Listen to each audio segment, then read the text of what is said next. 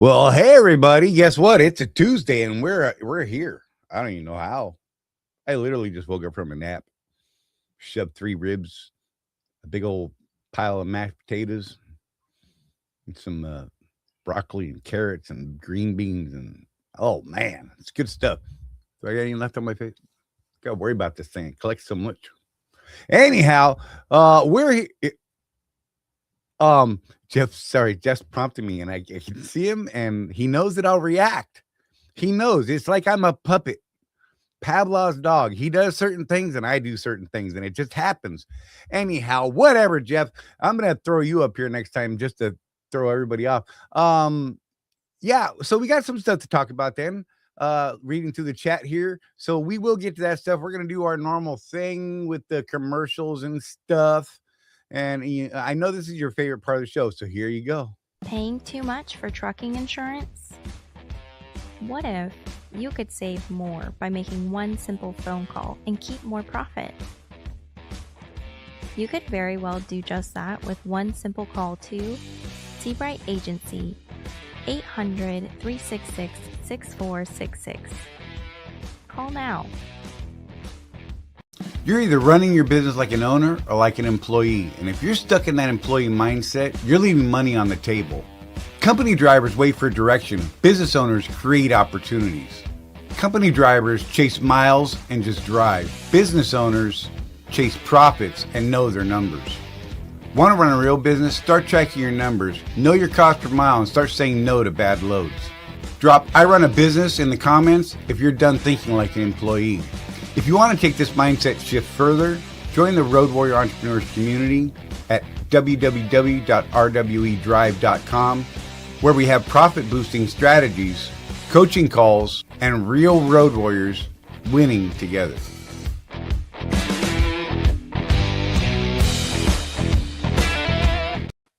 Hey now.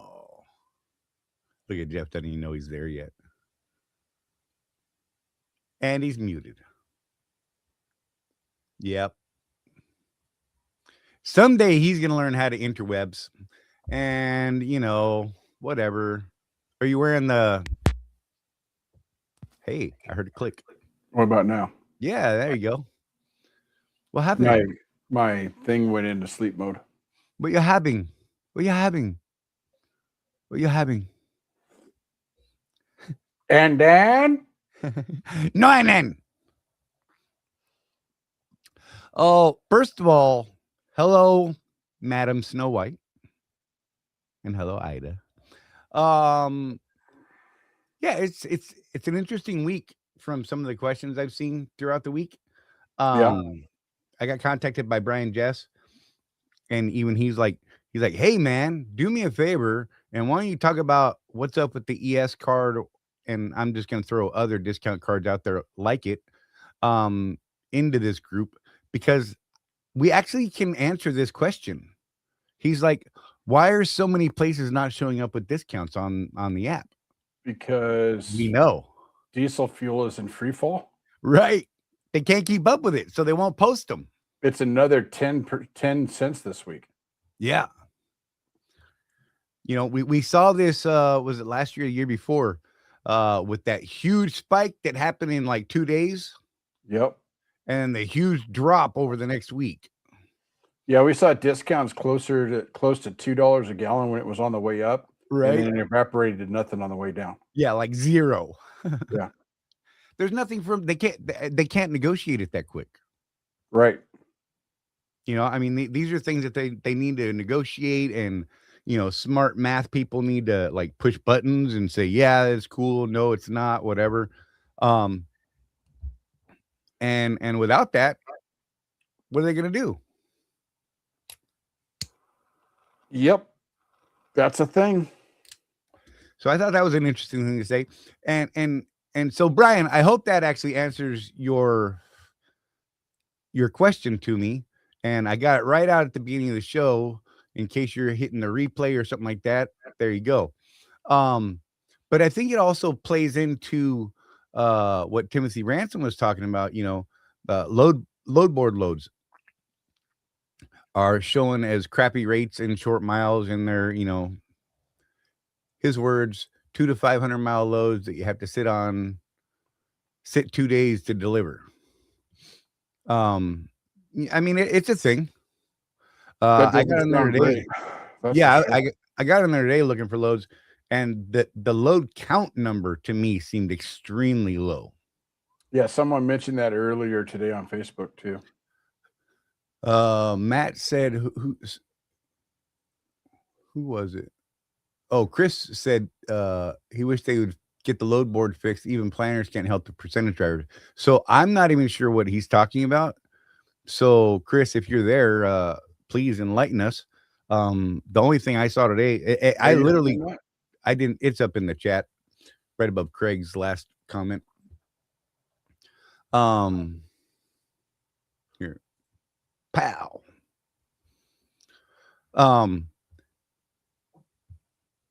I got on there today looking for a load, and there was, I mean, it was 9 loads in Florida, 9 loads in North Carolina. I'm not gonna lie, I kind of gave up at that point. There was 3 great paying loads in Florida, but they're loads I can't do. Well, they're loads I'm not willing to do. Let's put it that way. Into certain areas? No, it was I had to pick up at a port. Oh, okay. Can't carry a firearm there. You know, I wish these places would just do the smart thing and be like, look, there's more people carrying, right? Why don't we just provide them the lockbox system that, you know, it's really not that expensive a deal. Did you have to facilitate that when you were an MP? We did not allow, they did not allow firearms to come on. At one point, they did start putting a lockbox system in. I think that didn't last very long. And I don't know what's going on now. I believe it's just it was an outright ban. But then recently, Hegseth, Secretary of Defense, or excuse me, Secretary of War, said that they were relaxing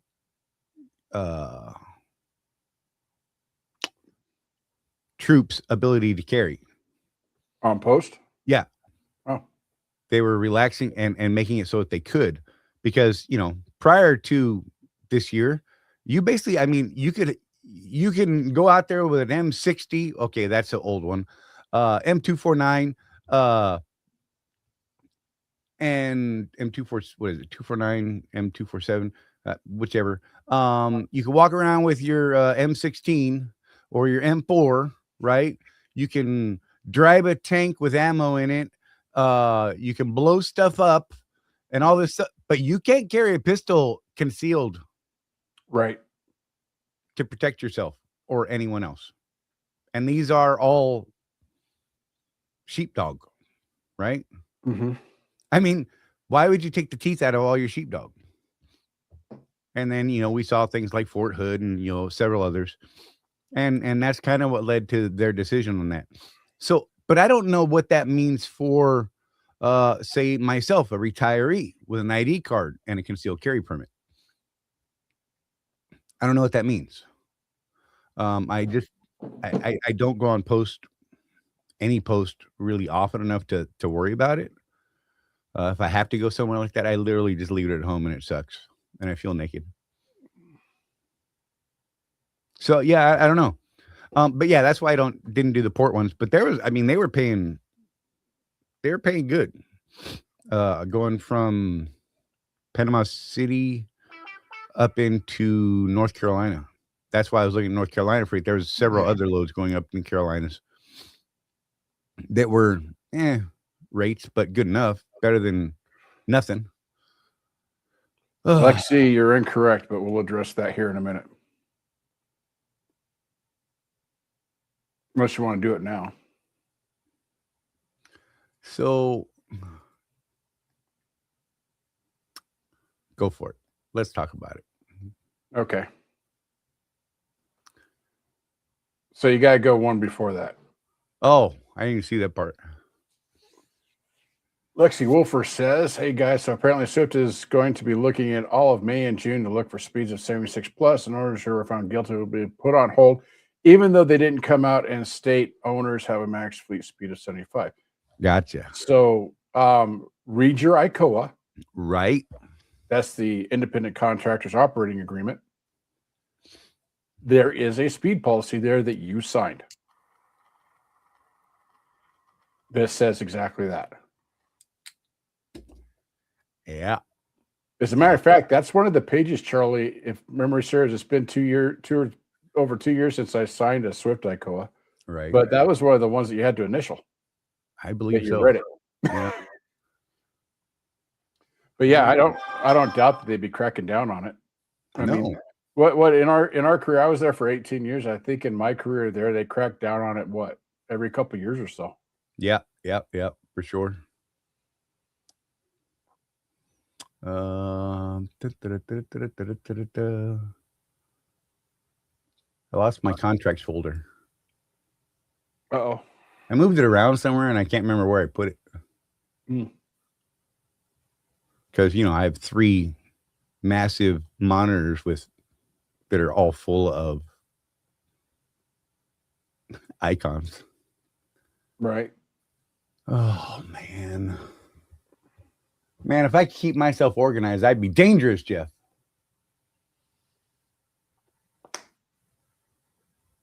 Because I'd actually like to pull it up just for fun. TK, I actually do not know what Swift is paying new drivers these days. Yeah, I couldn't tell you either. I'm so out of what a company driver might make that, yeah, I mean, I could tell you funny things. Mm-hmm. I think it should be 25 cents a mile, like when we started. Yeah. You then appreciate things more, I'm just saying. Mm-hmm. Well, it wasn't too bad back then. When I started, when I went on my mentor's truck, when I got off my mentor's truck, rather, I think I was at 21 cents. Right. But there was raises like every other month until I was at, what was it, like 35, 36 cents. And this was 20 years ago. Right. So if you take inflation into account, what would that be? Like 45, 50 cents? Yeah. I guess. And I don't know if company driver pay is actually keeping up with all that. I doubt it. But right. That's been one of those complaints forever that truck drivers.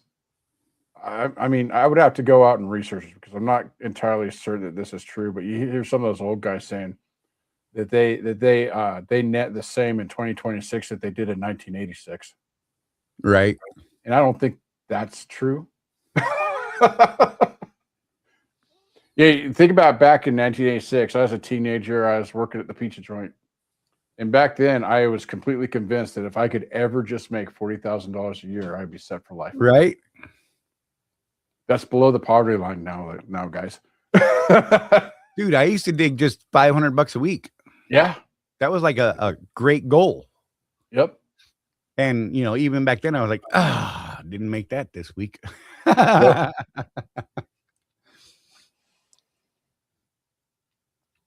Oh, yeah. I'm actually looking through my contract right now. So bear with me for a moment. I know this is great video. Great television. Yes. I used to be able to just be like, oh, it's right here. And I could pull it up. But, I'm getting older. My brain's losing it or lost or leaving or something.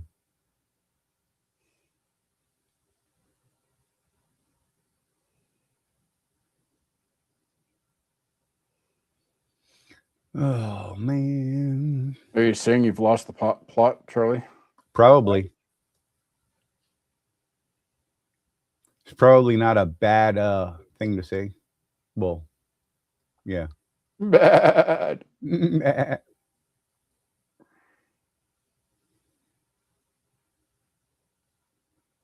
Dang it, where is it? So many pages. So it's kind of a slow news week in the transportation industry, Charlie. Normally I can come up with something to talk about. Yeah. I got nothing this week. Yeah, I know. It's been all quiet. Same old.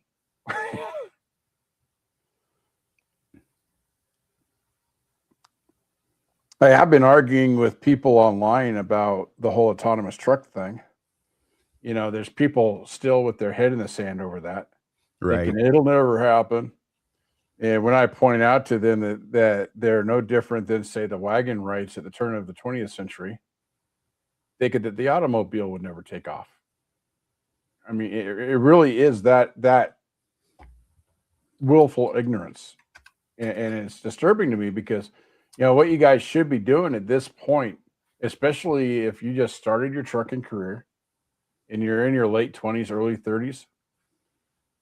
Honestly, guys, if I were you, I would take some of that downtime I've got in the truck, like on 34s and stuff, to educate myself in something else. Right. Learn something, a skill other than this. Because right now it's only 5 autonomous trucks, like completely driverless trucks, running between Oklahoma City and Fort Worth, Texas.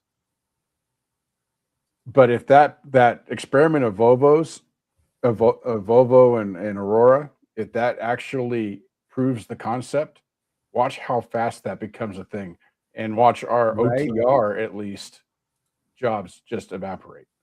For real. Be prepared. I could be wrong, Charlie. I'm not a prophet, You go. but you know, be prepared. Have a pivot in mind. If you were to lose your job tomorrow, what would you do? Right. Let's say Charlie and Charlie. yay, Charlie. Oh. Let's say, for instance, that you become unqualified to drive because of a medical thing. Right. What are you going to do then? Have a plan, man. For real. Now, most of the people that listen to us are kind of have a little bit, at least, of an entrepreneurial spirit. So start thinking about, I don't know, you want to stay in transportation, maybe. Look into what it takes to be a broker. You want to sell insurance? I can hook you up on that one. Right. Because we're actually looking for people to do cold calls for Seabright right now. For real. Just think about what you would do if that happened. You know, what business would you go into? Or would you just throw in the towel and go to Walmart and fill out an application? Welcome to Walmart. And Charlie, I got to tell you, as rough as the last couple of years were for us, Right. I mean, let's be real. My daughter's making $18.50 working at Walmart, 40 hours a week, full benefits, Yeah. vision, dental, and medical.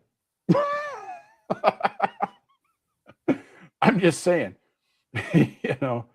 Now, to be fair, that's because she has a shift differential because she works the night shift stocking shelves. But Welcome to Walmart. Does she like her job? No, but she makes dang good money for a 24-year-old. Right. Without a degree, you know. She's saving money right now so that she can just, when she's ready to go back to school, she can just stroke a check for the education. So, yeah.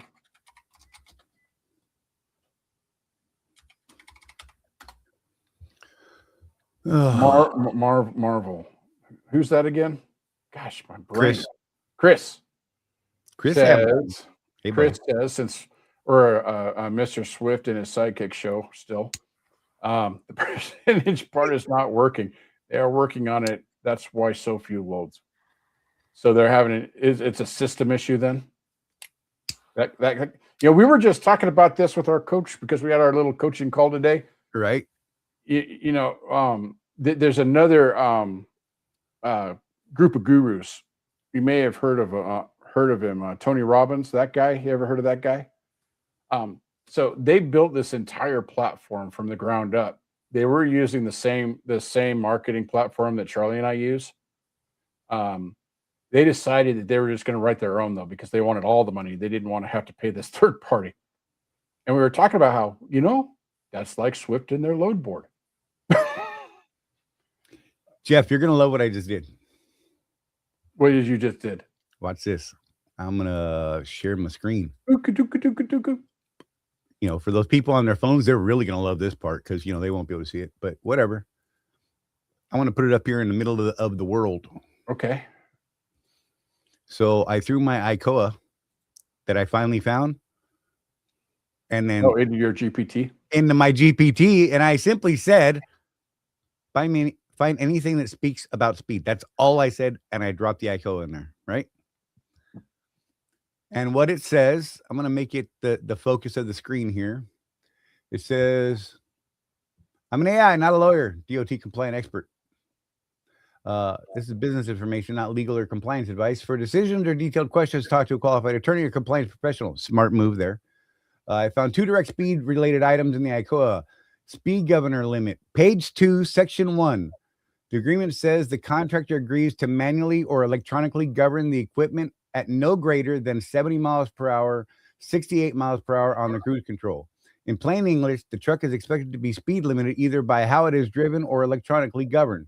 This affects how fast you can run, delivery timing, fuel planning, and maybe which loads make sense.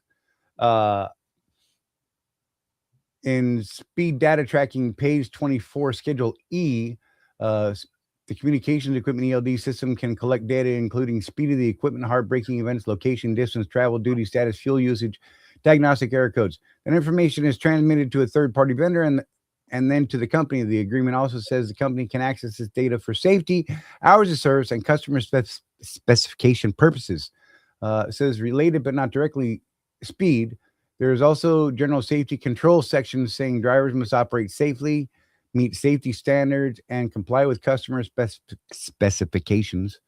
Those do not give another specific mile per hour limit, but they couldn't matter if speed data is used in safety reviews of driver qualification decisions.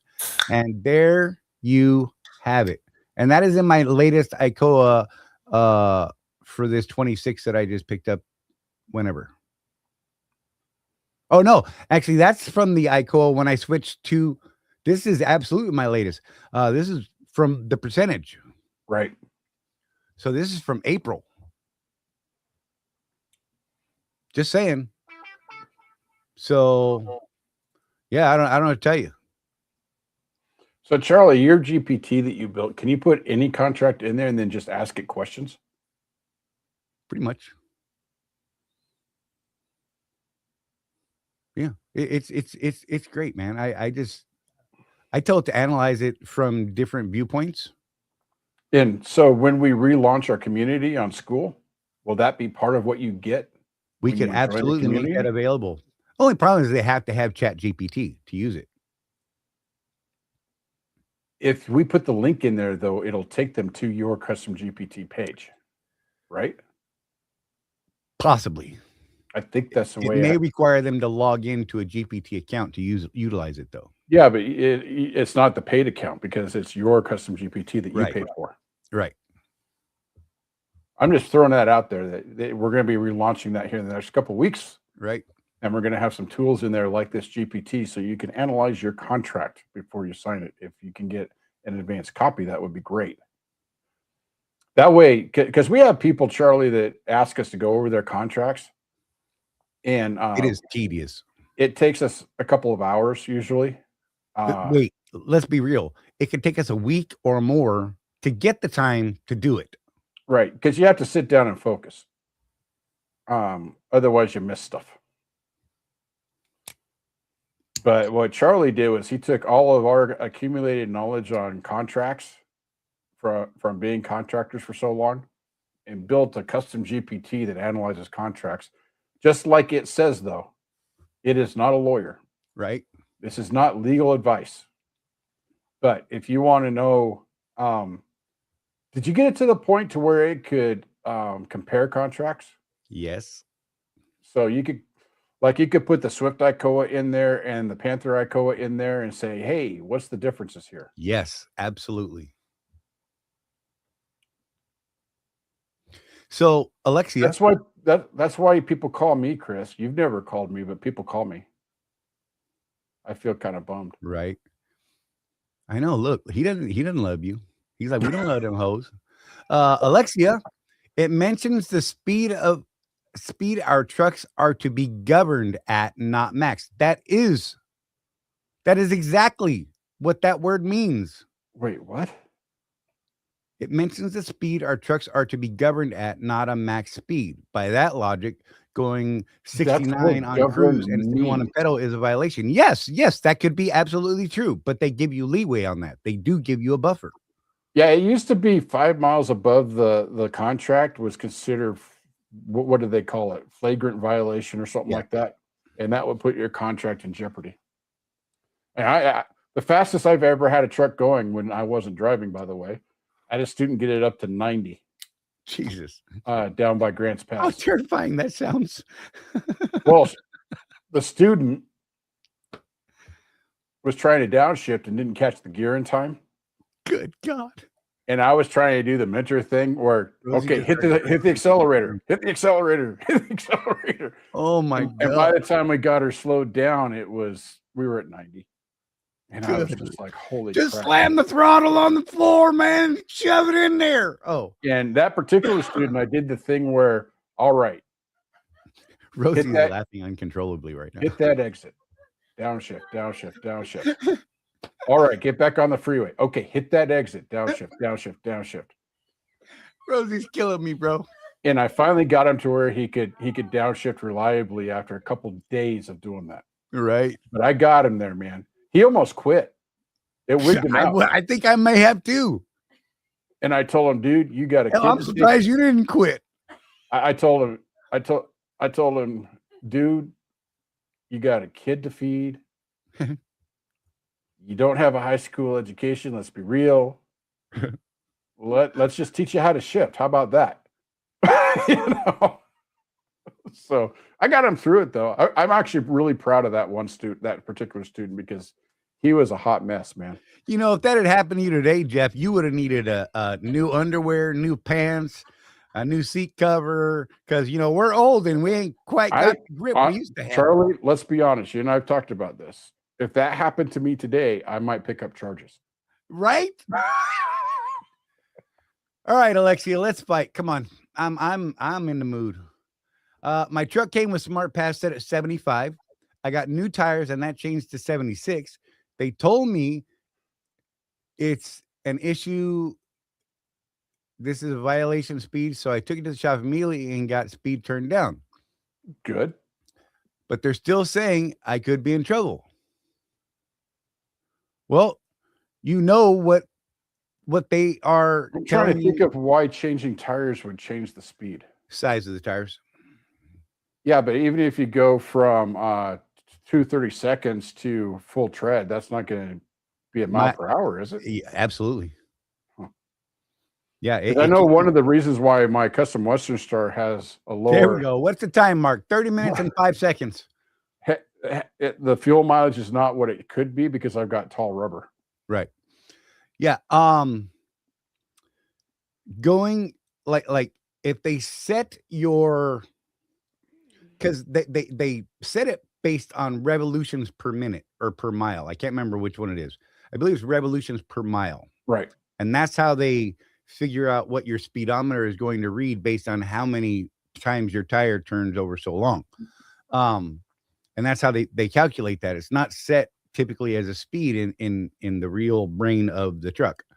So what happens is if they set, and I could be completely backwards, just know that one way or the other, okay, if they set it when your tires are brand new, and this is the true speed, as your tires get smaller, you will start going faster than what it says you're really doing. Okay. Or slower, one way or the other. I can't remember which way it is. Okay. So that makes sense, because with my tall rubber, I don't think that the ECM was ever set for tall rubber. I think it was set the way the factory sets them for low pros. Right. My Trucker's Path always says I'm going about a mile per hour slower than what my speedometer does. And that could very well be it. You know, larger tire, less revolutions per mile. Smaller tire, more, spins faster. Right. Yeah. And if the programming is set, it's funny because if they set the revolutions per mile for the tires and then set your governed speed at 75, it's going to read the speedometer speed, which may be saying 75, and you could be doing 77 Right. because you have brand new tires or what have you. I can't remember. Like I said, it goes one way or the other. But yeah, but the fact that you know that there's a problem with it is accepting liability for that on everybody's part. You said that it was your passport. Well, and so people know this is not a new argument with Alexia. No. She got hemmed up a couple years ago over this, and our opinions just don't match on this one, which is and our fine. opinion has not changed. But I will reiterate, like just like other conversations we've had, Alexia, the contract is the contract. So I don't know. And the people that set the policy are lawyers, but the people that implement the policy are not. So I question the usefulness of arguing with them. It's going to make yourself freaking crazy. Because they're just going to be like, rah, rah, rah, well, this is what I was told it was, and you can't change my mind. You know, you got to talk to them until you're blue in the face. It's not going to change their determination, I don't think. Right. Hey, Sean, I'm not ignoring you. I'm going to flag that real quick. I just want to wrap this stuff up with Alexia. I want to make sure there's nothing that I've missed here so far.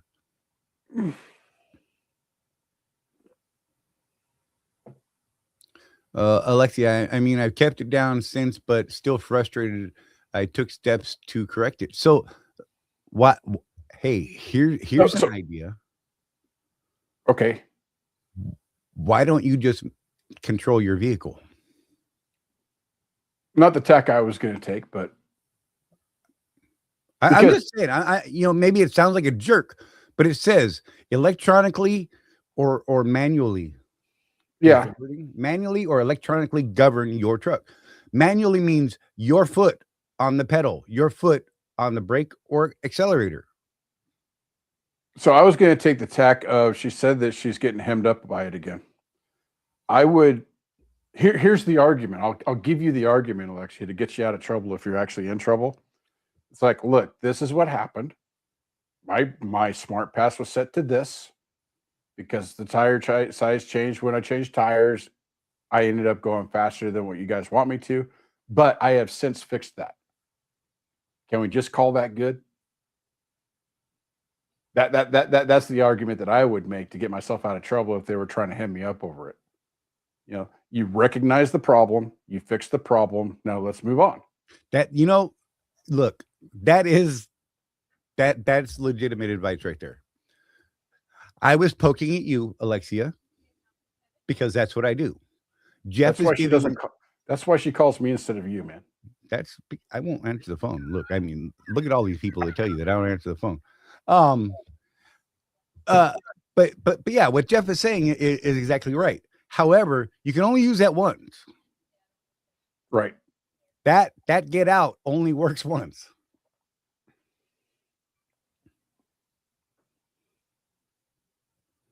And then it falls on you.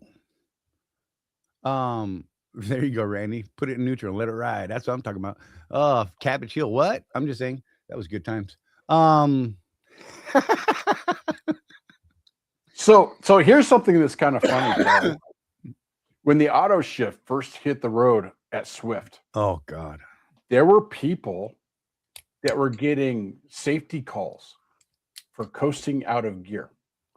Right now, for those of you that don't know, so this is an option, Charlie. Like my custom roadster star actually doesn't do this. 3620. But there's this thing called eCoast. And it's a setting in the ECM that when the truck does not need clip it. When the truck does not need power, it goes into neutral and coasts all on its own. Yep. And people were getting in trouble for that. Yep. From the safety department. And it was like, well, it does it on its own. And the safety guys, they don't know. They just see an alert from what at the time Qualcomm is saying that you're coasting out of gear. Right. Fight.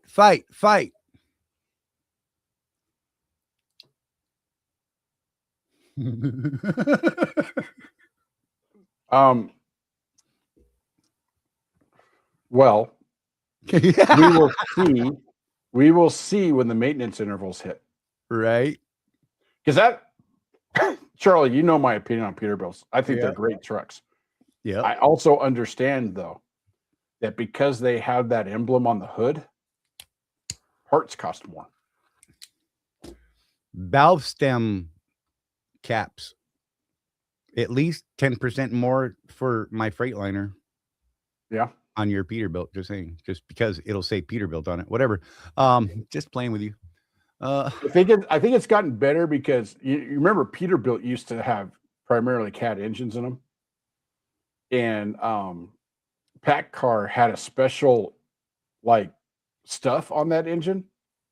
Like it wasn't just a Cat filter; it was a Peterbilt Cat filter, Right. and it was a special thread size, Right. so you couldn't get an aftermarket. I was actually talking to a guy when I was a young owner operator. I was at a TA getting a service, and I was really admiring this guy's Peterbilt. Like, man, that's a nice truck.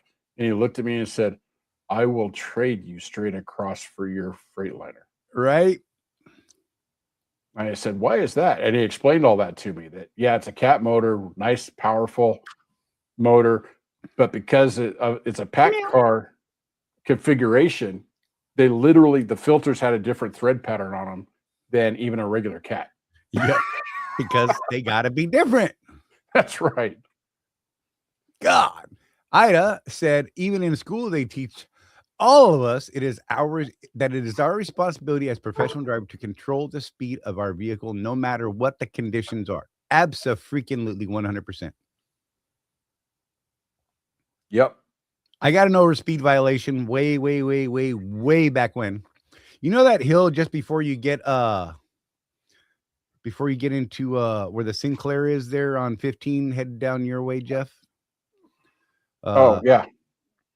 I can't think Coming out of Idaho. Yeah. So cruise control. Doop-a-doop-a-doo. You know, it doesn't look like a hill. It's one of those optical mind poke yous.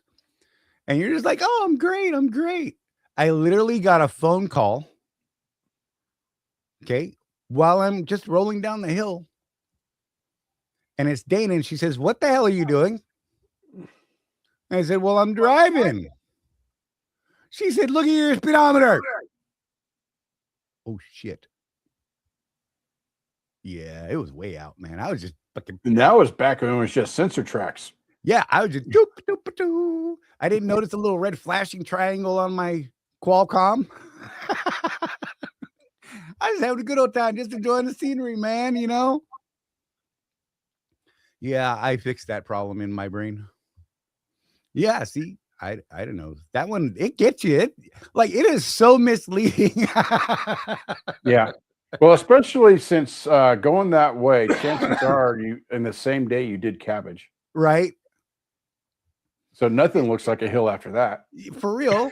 You know, and you're like, oh, whatever, man. By the time you get to LeGrand, everything looks, or not LeGrand, Ontario, Oregon, everything just looks flat. Oh, yeah, for sure. Oh my God, that thing. Sean, I want to go back to Sean. Let me pull it up. There it is. Doing a lot of research on Swift. My truck paid off. My truck will be paid off in 2 months.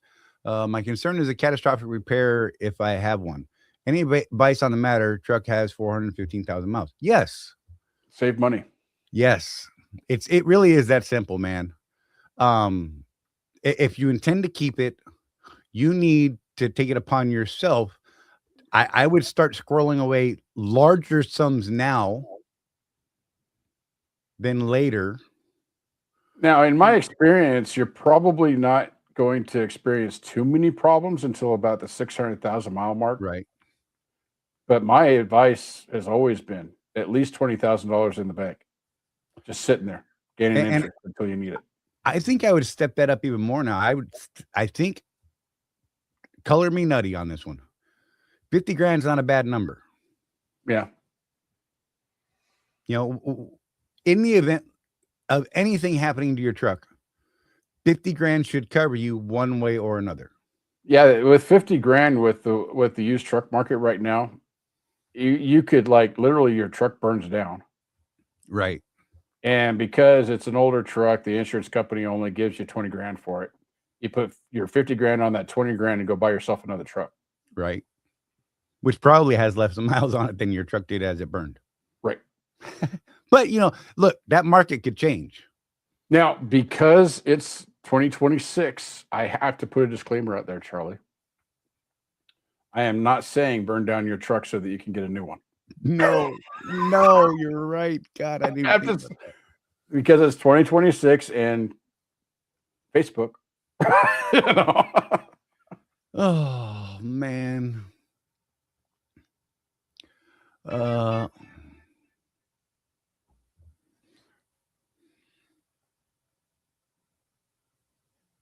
Sorry, family text. I should turn this down.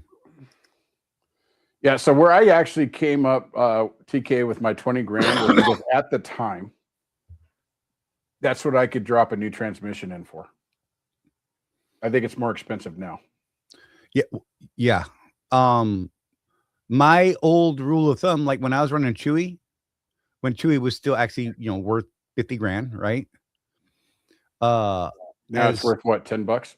Yeah, like I'd have to pay someone to get it, I think, at this point. Poor Chewy, I love her. But I wanted 25 grand in the bank at all times.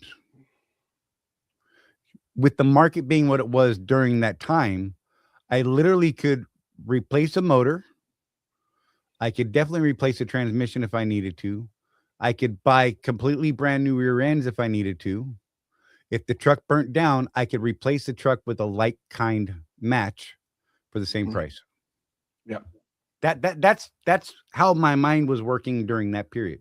Now I'm in a $200,000 truck. Right? So you have $300,000 in the bank, right?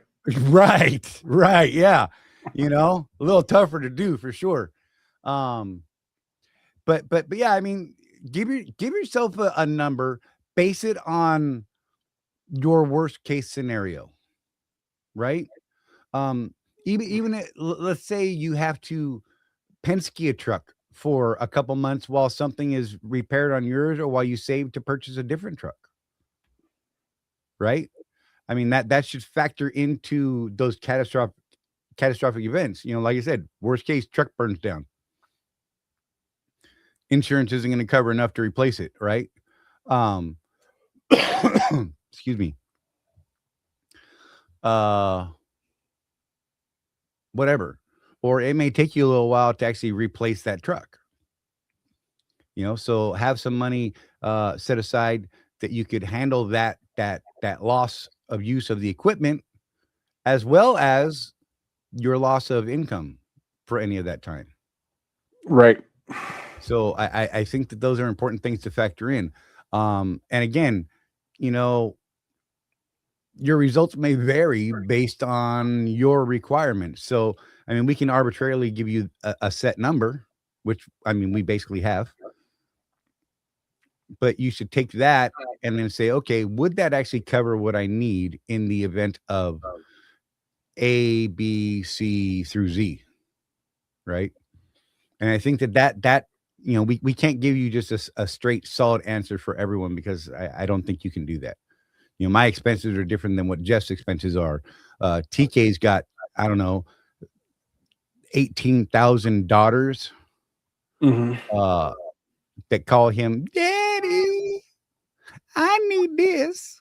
And he's like, no. And then they take it out of his wallet and they go buy it. And I love it. I think it's hilarious. I encourage them. He is not amused when I do that. It's great. Oh, man. God, it's been a minute. Good to see you, though, TK. Love you, man. I haven't forgotten you. I still love you, brother. But yeah, Sean, so I thank you for that question. I think that's a legitimate question, and I think we should bring that up a little more often. Just to recap on the Alexia thing. Yeah. I think you have our opinion. I'm the one that's going to poke at you. Jeff's going to give you the solid, level-headed route. But just remember, his idea is only going to save you once. Because admitting there's a problem Now it puts that problem in your lap. So I don't care. Look, my speedometer stopped working in Chewy for quite some time. I had no idea. That's when I really started focusing on my GPSs. I would run Google Maps, a GPS or two for their speed tracking, and then match those speeds to RPMs in each gear. Right. So it got to the point I never even your tax still worked. Yeah. Tax still worked. It was fine. Speedo was like, no. I'm doing 120. I'm doing 5. I'm doing 120. Right. I'm doing 5. Dude, oh my God, I probably just broke my neck. Yeah, I see that's a good way to set it aside. You know, even if you do 25 cents a mile, that's $25,000 and 100,000 miles. You know, I think that I would personally do double that at this point. And I know that's hard to say, but that's the responsible adulting thing to do for your business. And I'll address something too, Charlie, because we see this.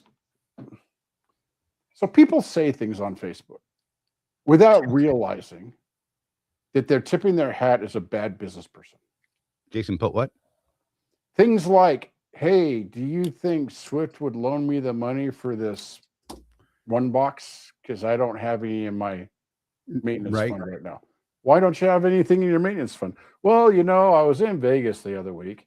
Right. So what truly, guys, the trick to staying in business, the trick to being able to pay for your maintenance is pretend it's not there. Your maintenance account, pretend it's not there. Yeah, don't do like I did. It was my Vegas account. Yeah, that's why I said Vegas. Yeah. And the way I was doing it too, Charlie, was I had my 12 cents a mile going into the Swift maintenance account. And then I would do 10 cents a mile into my savings account. 8 what? They only maxed it at 20 while you were still here. What? The maintenance account was maxed at 20. 20,000? 20 cents. Oh.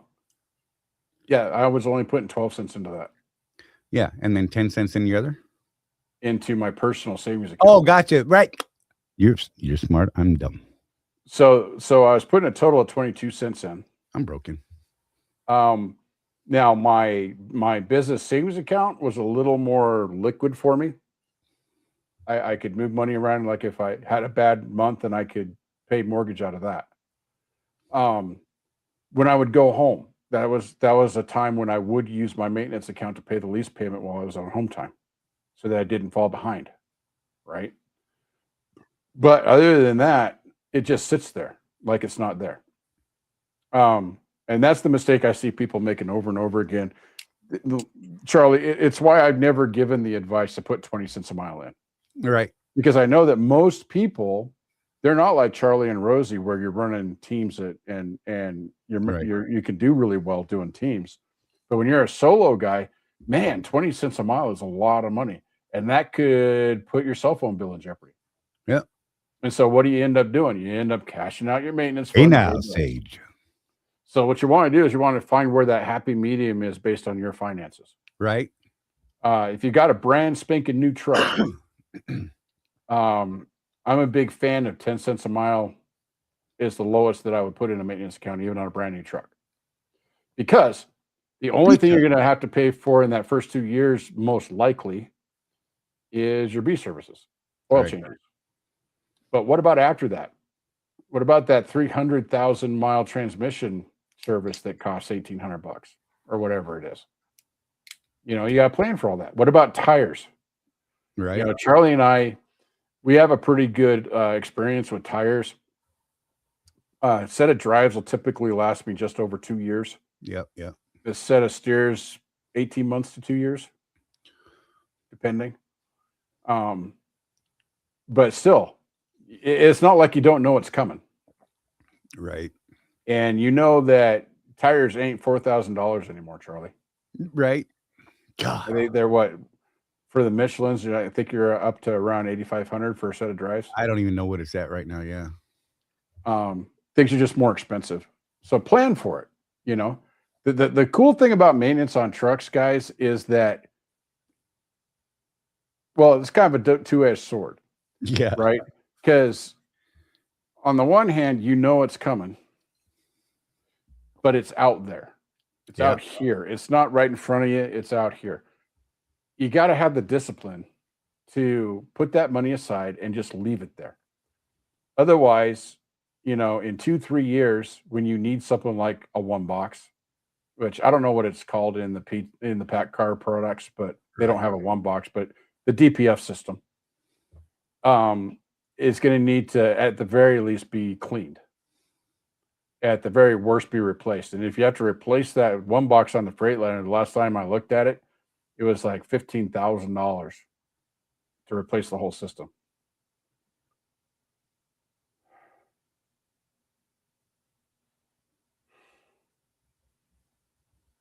I'd like to see the invoice. What kind hey of tires now. are those, Alexia? Yokohamas or something? Double coin.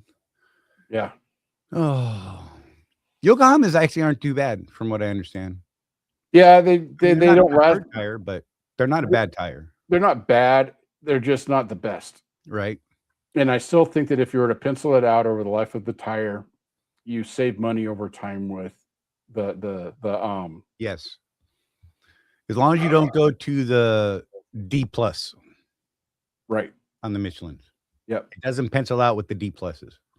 No, and even the Michelin guy that here in Salt Lake told me that don't buy him because he had, so interesting. I don't know. It's been a while since we went over that, Charlie, but a couple of years ago, I was interested in the D pluses. So I was talking to the Michelin guy. He's like, yeah, you don't want those. I'm like, but they've got the lowest rolling resistance. He's like, yeah, but we have a tanker fleet with 100 trucks in Salt Lake. You're making implications of yourself that you shouldn't. Just saying. Huh? Delete. Go ahead. Sorry. Nothing. Talking to Alexia. I apologize. Bridgestones, they fell off the back of a brand new truck. Okay. Cool. But he was saying, so he was able to track this 100 truck fleet. And yes, their fuel mileage went up, but it was not enough to compensate for the price of the tire. Right. Because the rubber compound on the D pluses is a different compound, and they weren't lasting half of what the Energy Ds did. Right. So for the price over the life of the tire, it was not a good purchase.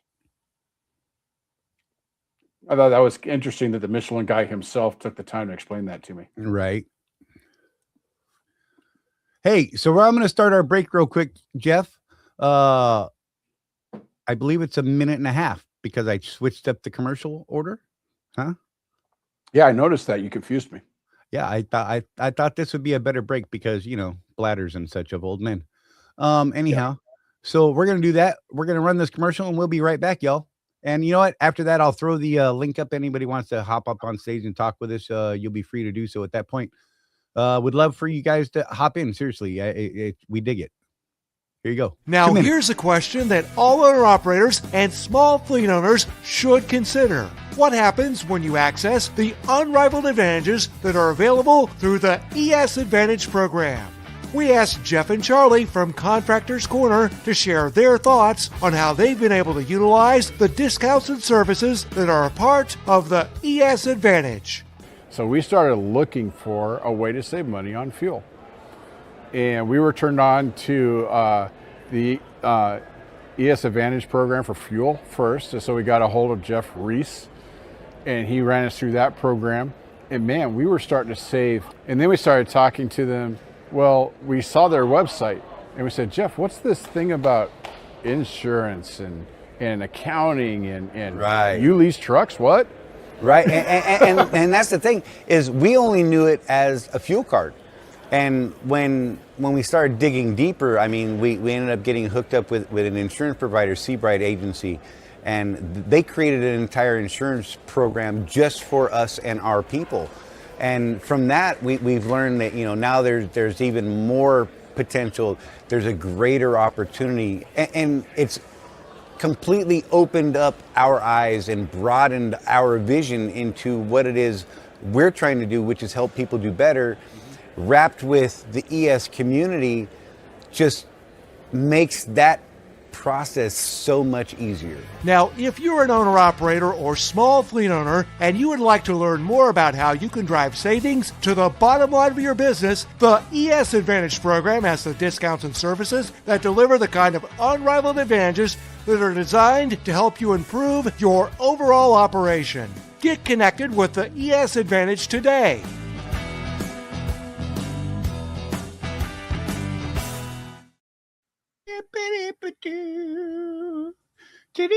So I made a mistake, Charlie. Uh-oh. Picked up my black cherry Dr. Pepper. Oh, no. Grabbed the wrong one. It's not the zero. Uh-oh. I've been drinking zero for so long. I'm not sure I like the flavor of the full sugar Right? anymore. Dude, when I drink a regular Mountain Dew, I'm like, I mean, I'm drinking it because I couldn't get a zero. Mhm. You know what I did do on the 4th? What? I included alcohol in our explosive festivities. Oh, you did? It's been the a first time while, I had a hasn't it? drink in like almost 2 years now, I think. Yeah. Did it And mess you know what with it you? was? Huh. Silver Patron, Reposado, and Mountain Dew. Mm. Apparently it's called a Paloma, and I kept thinking this is terrible. For several years, people have been trying to get me to drink it, and it was fantastic. Did it mess with you at all? I intentionally did not take meds that day. Okay. I planned accordingly. So drunk and crazy. All right. Right? No. One drink, though. I thought about having two, and I thought, no, one seems to be putting me in just the right spot. And of course, one of the things, another reason that I had stopped drinking alcohol was I could drink a beer and get a migraine instantly. I don't know why.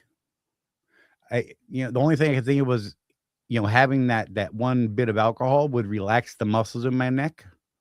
Oh, and they would fall out of alignment. And it would allow the pinch to happen. And so I don't know. Maybe I got to wear a neck brace to drink beer. But yeah, whatever. It was good. Dude, could you imagine? Let me get my neck brace out.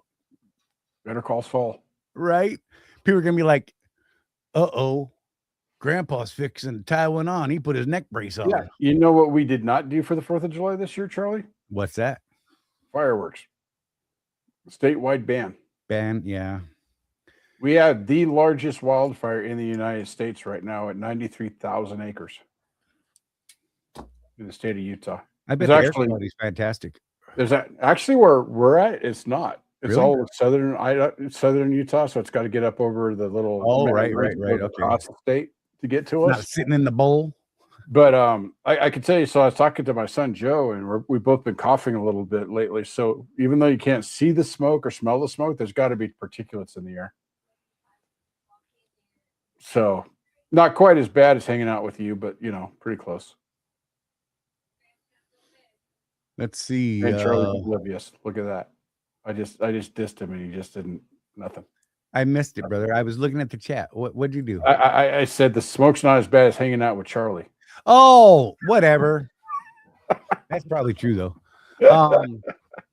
But yeah, so our our neighbors who are here, they moved here from California, and they don't seem to be wanting to follow any of the rules around here. They water their lawn 2 times a day and all that stuff in a desert, but whatever. They decided to do fireworks. And I think they were okay when they were just doing fountains. But as soon as they started doing aerials, the cops showed up like 5 minutes later. Oh, I bet they're like, there's our guy. And me and Mike, we really like fireworks, so we were kind of watching them. We're like, well, I'm not letting them off, so I'm going to watch them though. And we were having the discussion of, don't drop a dime on your neighbor though. Don't be calling the cops on them. They'll show up. Watch, they'll show up. And, yep, they got 2 aerials off, and the cops were there. Wow. Fry Tater. He says, hey guys, what's y'all's opinion on the new Volvo? Mixed. Yeah. Some of it seems to be too early to tell. So Craig is like Mr. Volvo. If Charlie is Mr. Swift, Craig is Mr. Volvo. Right. And he turned his in early and got himself a Peterbilt with that kind of idea. And it was just the new generation of electronics is what it is. The engine and everything like that seems to be solid. Programming was wonky. But the programming is wonky on them. So they need to fix that. And then I honestly am still holding out hope that we've got a winner on that one. Right. But you know, when I was thinking about coming back to Swift last year, I asked Brett, I said, I really like one of those Volvos. He's like, no, you don't. Yeah. He flat out told him, I won't give you one. He's like, I'll get you a Freightliner, but I'm not getting you a Volvo. Right. So yeah, that was comical. But yeah, but you know, I do follow people on Facebook, and once the programming is set, it seems to be a solid truck. But it's almost Charlie. They had to tune each individual truck. Is what it seems like to me. So Tater says, got offered a 26. It's in Ocala. It's got 11,000 miles, but I'm hesitant because of all the issues I heard about it. You have to wonder, why is it available with 11,000 miles on it? Mm-hmm.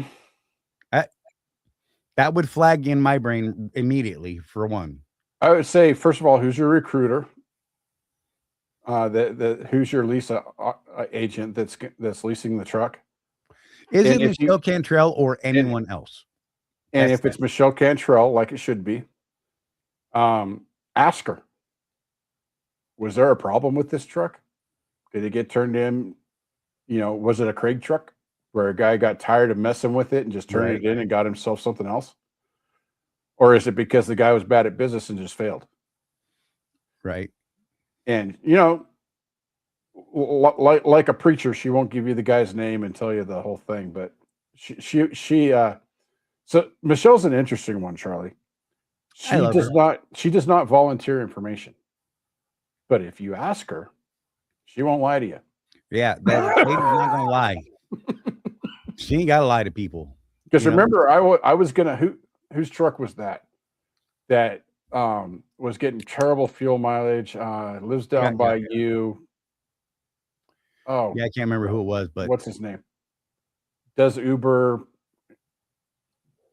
when he's off, whatever. Anyway, so I told Michelle, I said, hey, can you rent me that truck and see if I can get better fuel mileage out of it than he did? And she flat out told me, yeah, it wasn't him. That truck's a lemon. Nice. I won't even let you borrow it. Because that was a thing, because we were wondering, was it him? Because he failed at Swift. And we thought that maybe it was because he was doing some things wrong. But she said, no, it absolutely wasn't that. So yeah, Matthew or Dennis. I believe it was Matthew. It was Matt, right? That's who it was. Oh, yeah. Yeah, it was, wasn't it? Because we know that he likes to put his foot in it and stuff. You were confusing multiple people there. That was awesome. You were combining people. That was awesome. Oh, I was thinking about the person I was thinking of was your buddy. Dennis. Yeah. He said hi earlier. It's the one on the website. It's hilarious that Alexia knew who I was thinking of before I did. Right. And gave you options. Yep. I got jokes. It's on the website, Abilene Green. Yeah, I don't know. They're not bad. Look, they look beautiful. I love the look of it. Even in that green, by the way. And I'm pretty sure I've seen the one you're talking about when I was there a couple days ago. Don't know anything about the truck, though, because I'm not interested. So I wouldn't ever even ask the questions. Hopefully your recruiter is Michelle Cantrell, and you should ask her directly. Yep. Ask the hard question. She typically will give you the hard answer. Every now and then there's things like she literally can't reply to. Yeah, but you kind of can read between the lines. Right. Okay, it is Michelle. Yeah, just ask her point blank, why is this thing available at 11K. Right. Tell Michelle, Jeff and Charlie said to ask you, why is this available at 11,000 miles? She'll roll her eyes. You can hear it through the phone. Oh, God. Yeah. Don't let her see that impression. She will not like that impression. But yeah. I think she'll give you a good answer. Hey, I wanted to call Tony today, Jeff. I wonder if Tony's available right now. What are the odds of getting him on the show right this minute? Right now, none.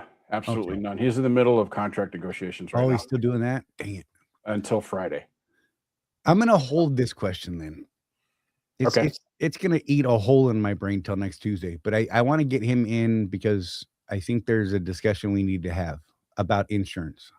Okay. Following a conversation I had with a contractor while hanging out in Ocala this past week. Okay. Yeah. It was a big wreck and money. Got to remember those. So I will put something out there because we've seen this. So in case people don't know, we don't actually make any money off of Seabright. Correct. But we are, how do you put it? We're the signatories on the policy. Right. So as such, we can see when y'all foul up, we can see it. We actually have the right to see all the insurance stuff because it's our name on it. So we've seen this a couple times. Guy gets into a wreck, sees that big billboard and say, "Get in a big truck wreck? Call such and such. Call Saul." Right. If you have Seabright especially, call Tony first before you do that. Yeah. And he will walk you through how to manage your claim. We have one that's still out there unpaid 2 years for 2 years because the guy lawyered up.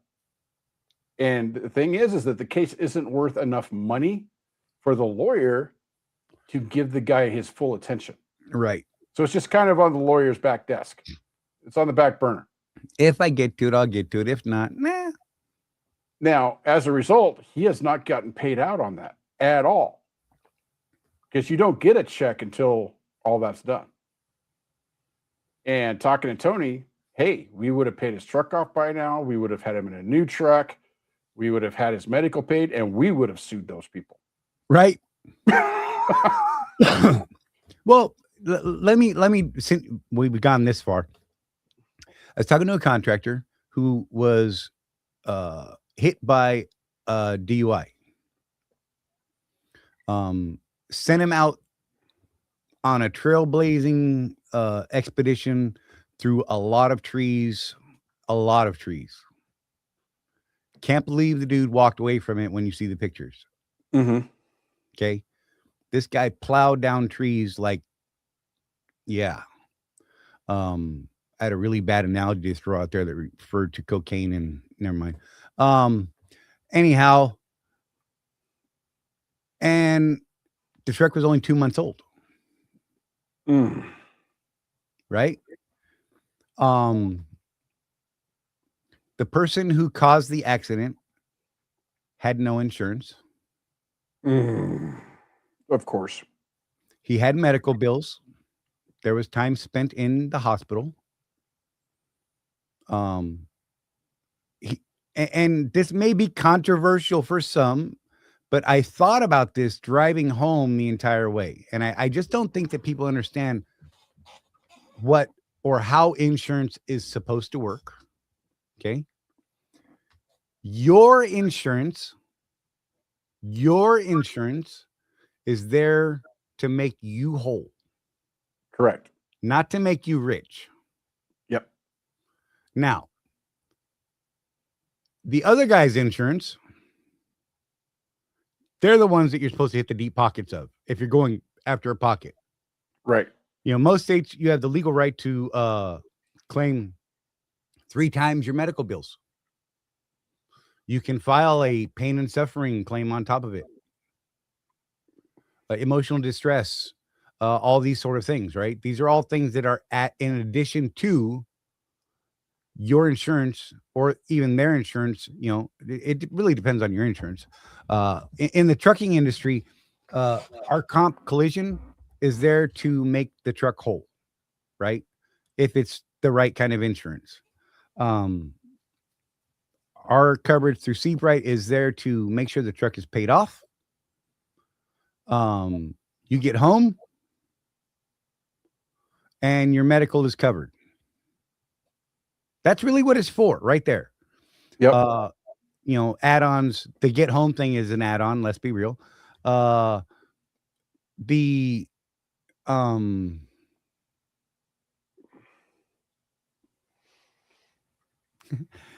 wants to know where she files for the emotional damage that she gets from me.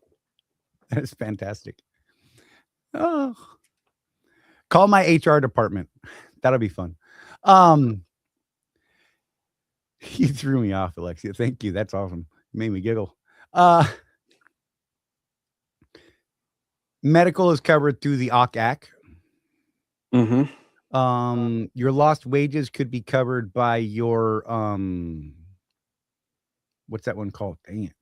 Can't think of the name of the coverage. Business expense. Yes, business operating expense, whatever it is. BOE. Jeff is not my PR or my No, but I'll yell at him for you, but he'll ignore me. True story. But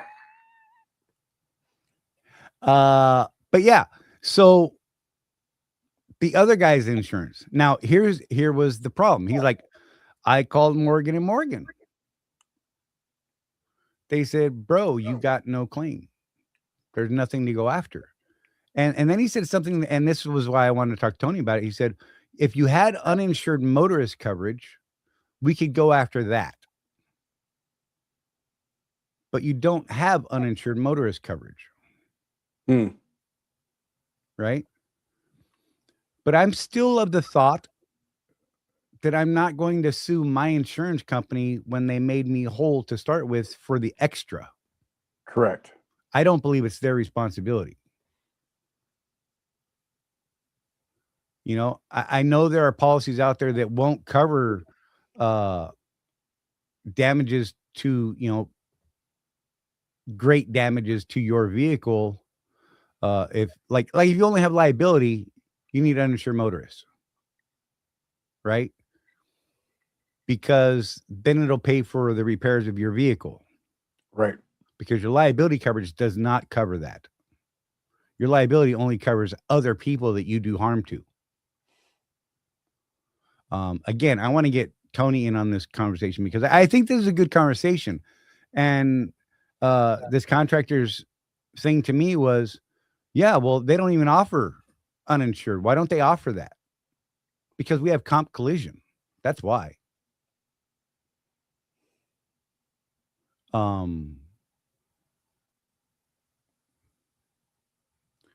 Right. When you had an accident, you were able to sue your personal vehicle uninsured motorist coverage. Correct. Yeah, that's what we're saying.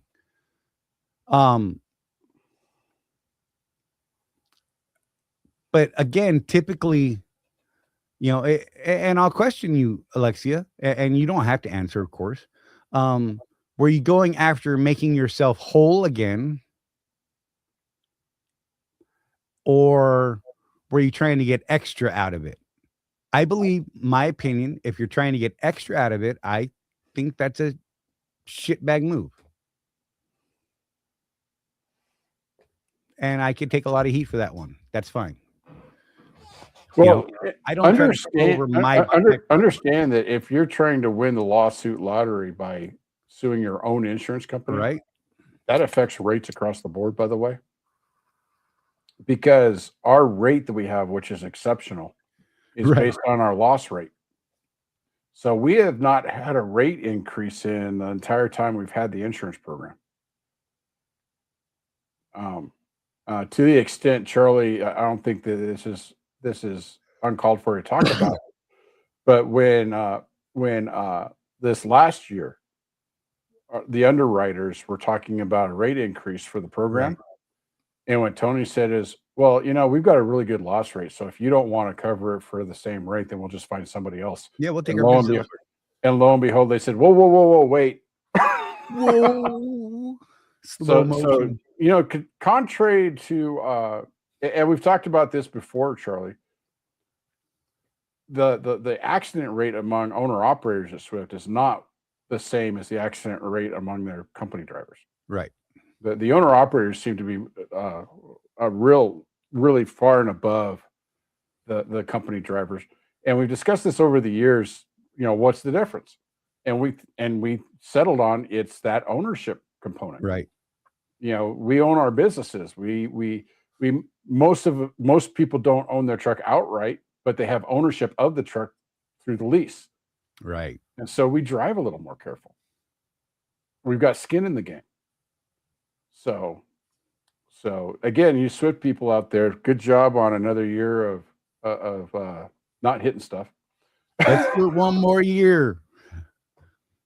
Well, and again, since we see stuff, the other thing that with our Swift guys is that, and Tony's, if I'm wrong, Tony's going to just eat me up. But It'll be great. From what we've seen, it's not our guys hitting other people; it's other people hitting our guys. Yeah.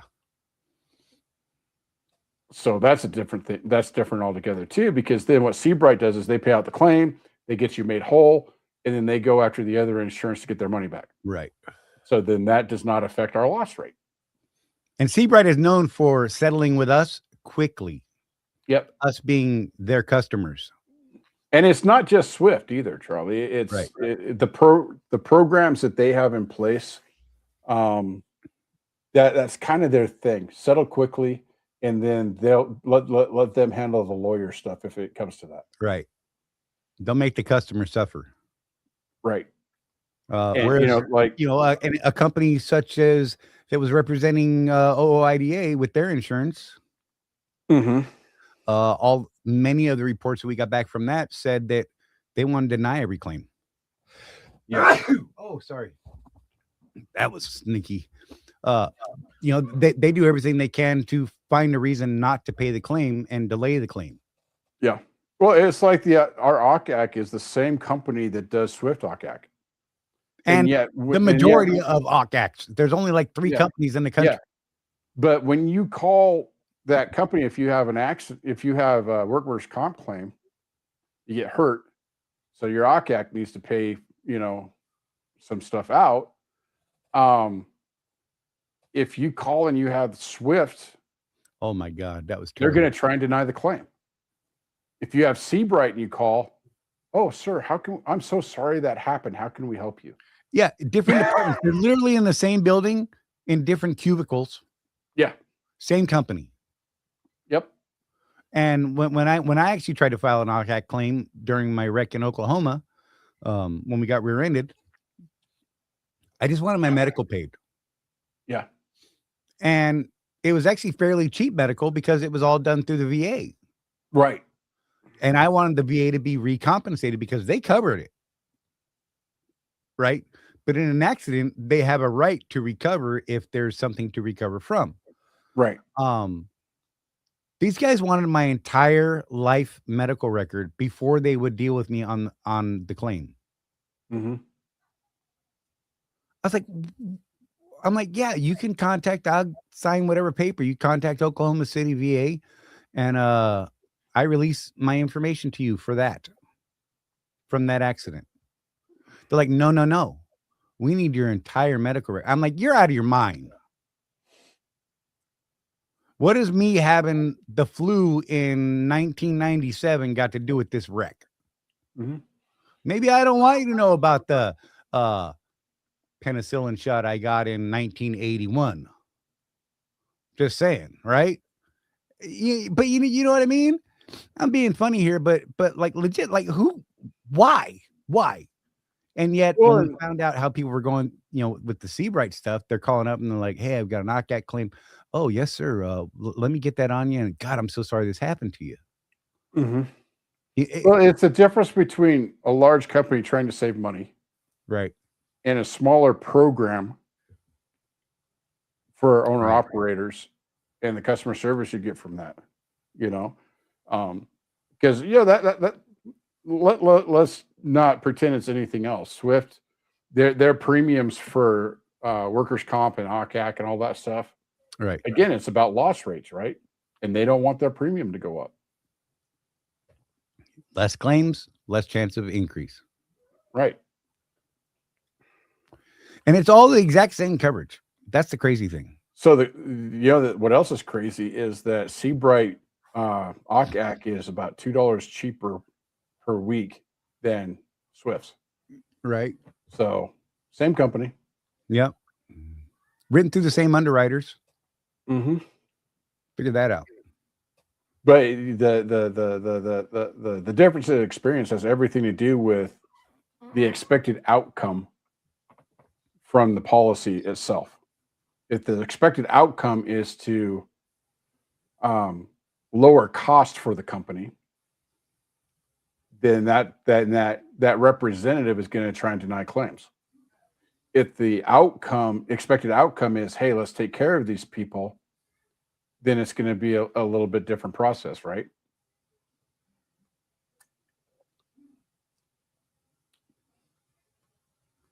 Sorry, texting. We're watching you. I'm texting Tony so that I don't forget. Okay.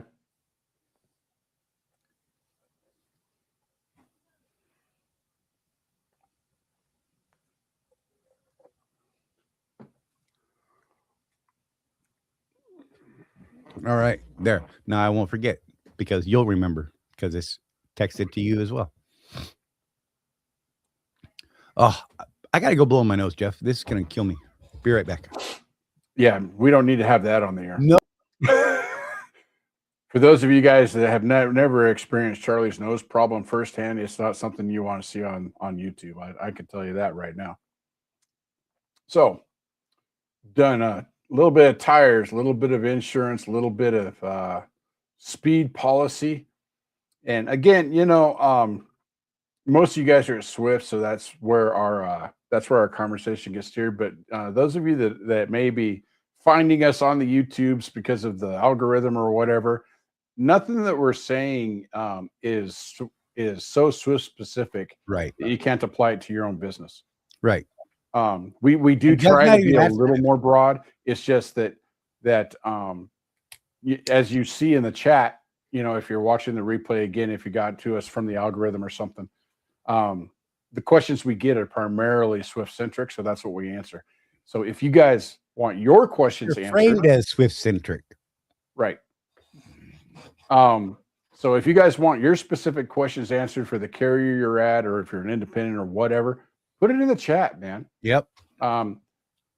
Full disclosure, Charlie and I tend to forget to look at the after live chat. That's sometimes. true.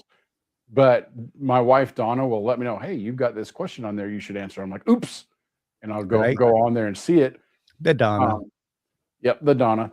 But yeah, absolutely, if you're rolling your eyes saying, oh, these Swift guys, ask your question, man. Right.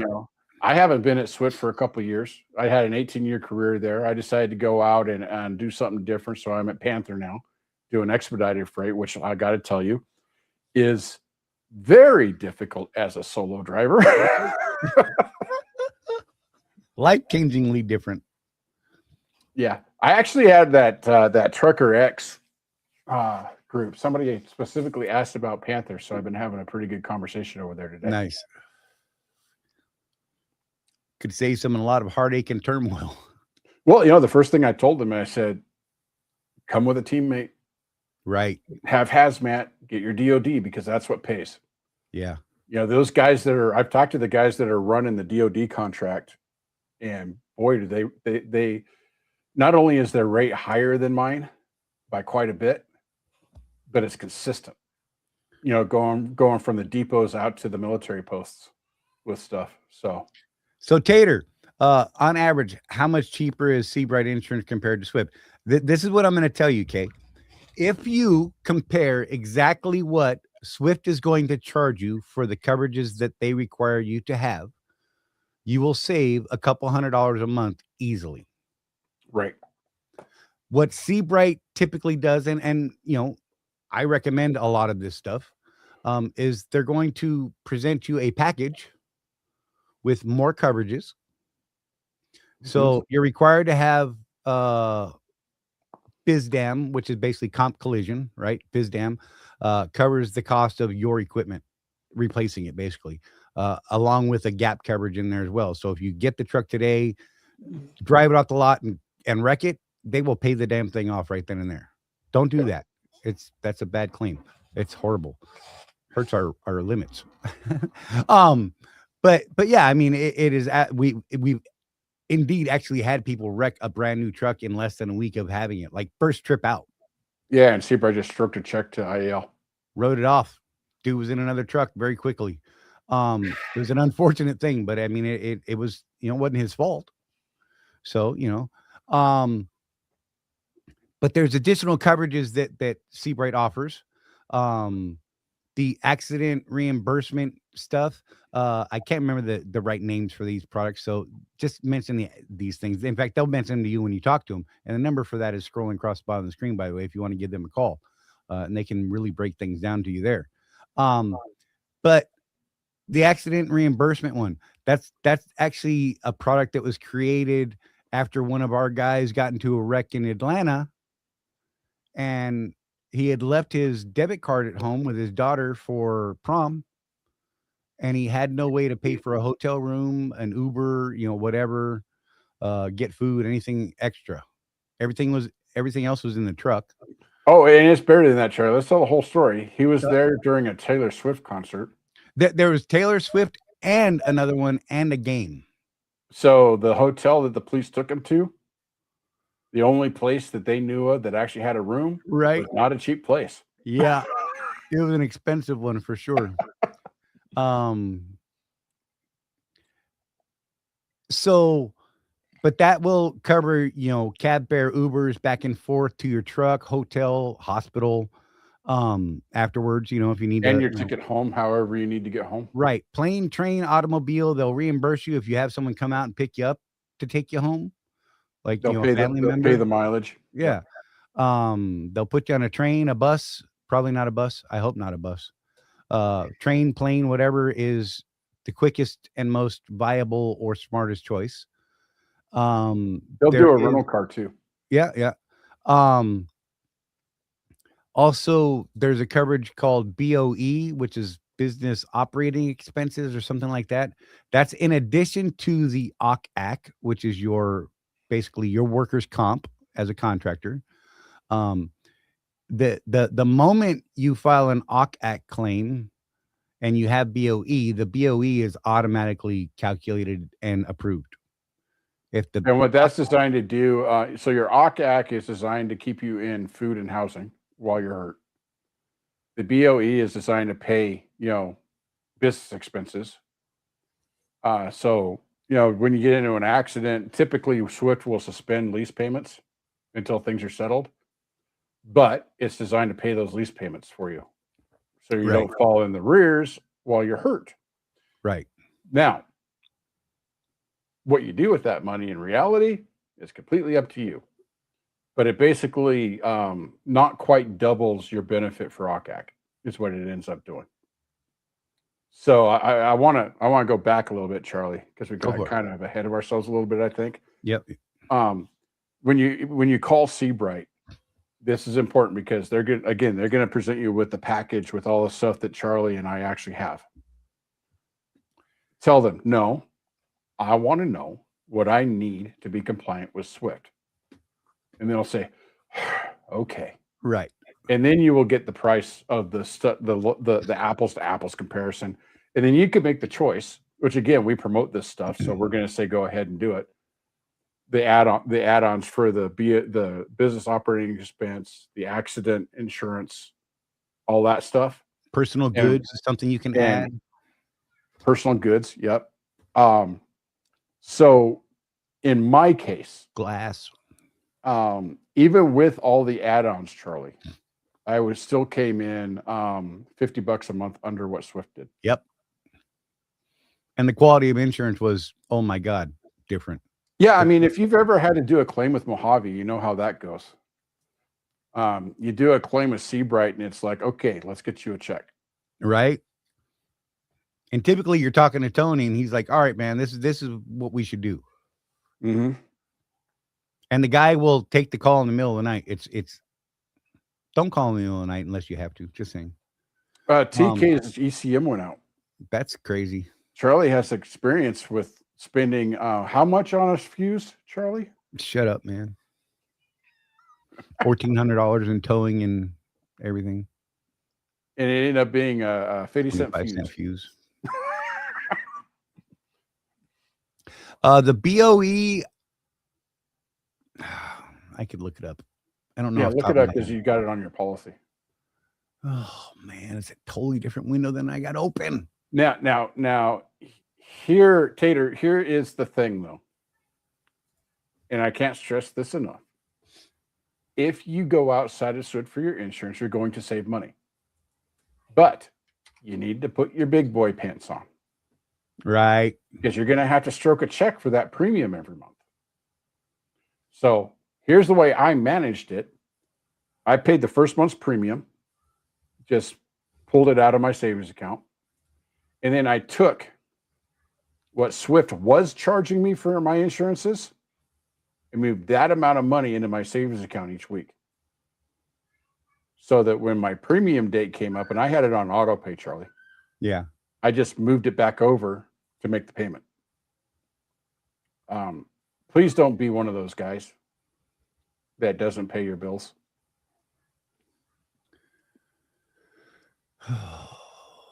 That is, by the way, Charlie, talking to Tony, that's an industry-wide issue.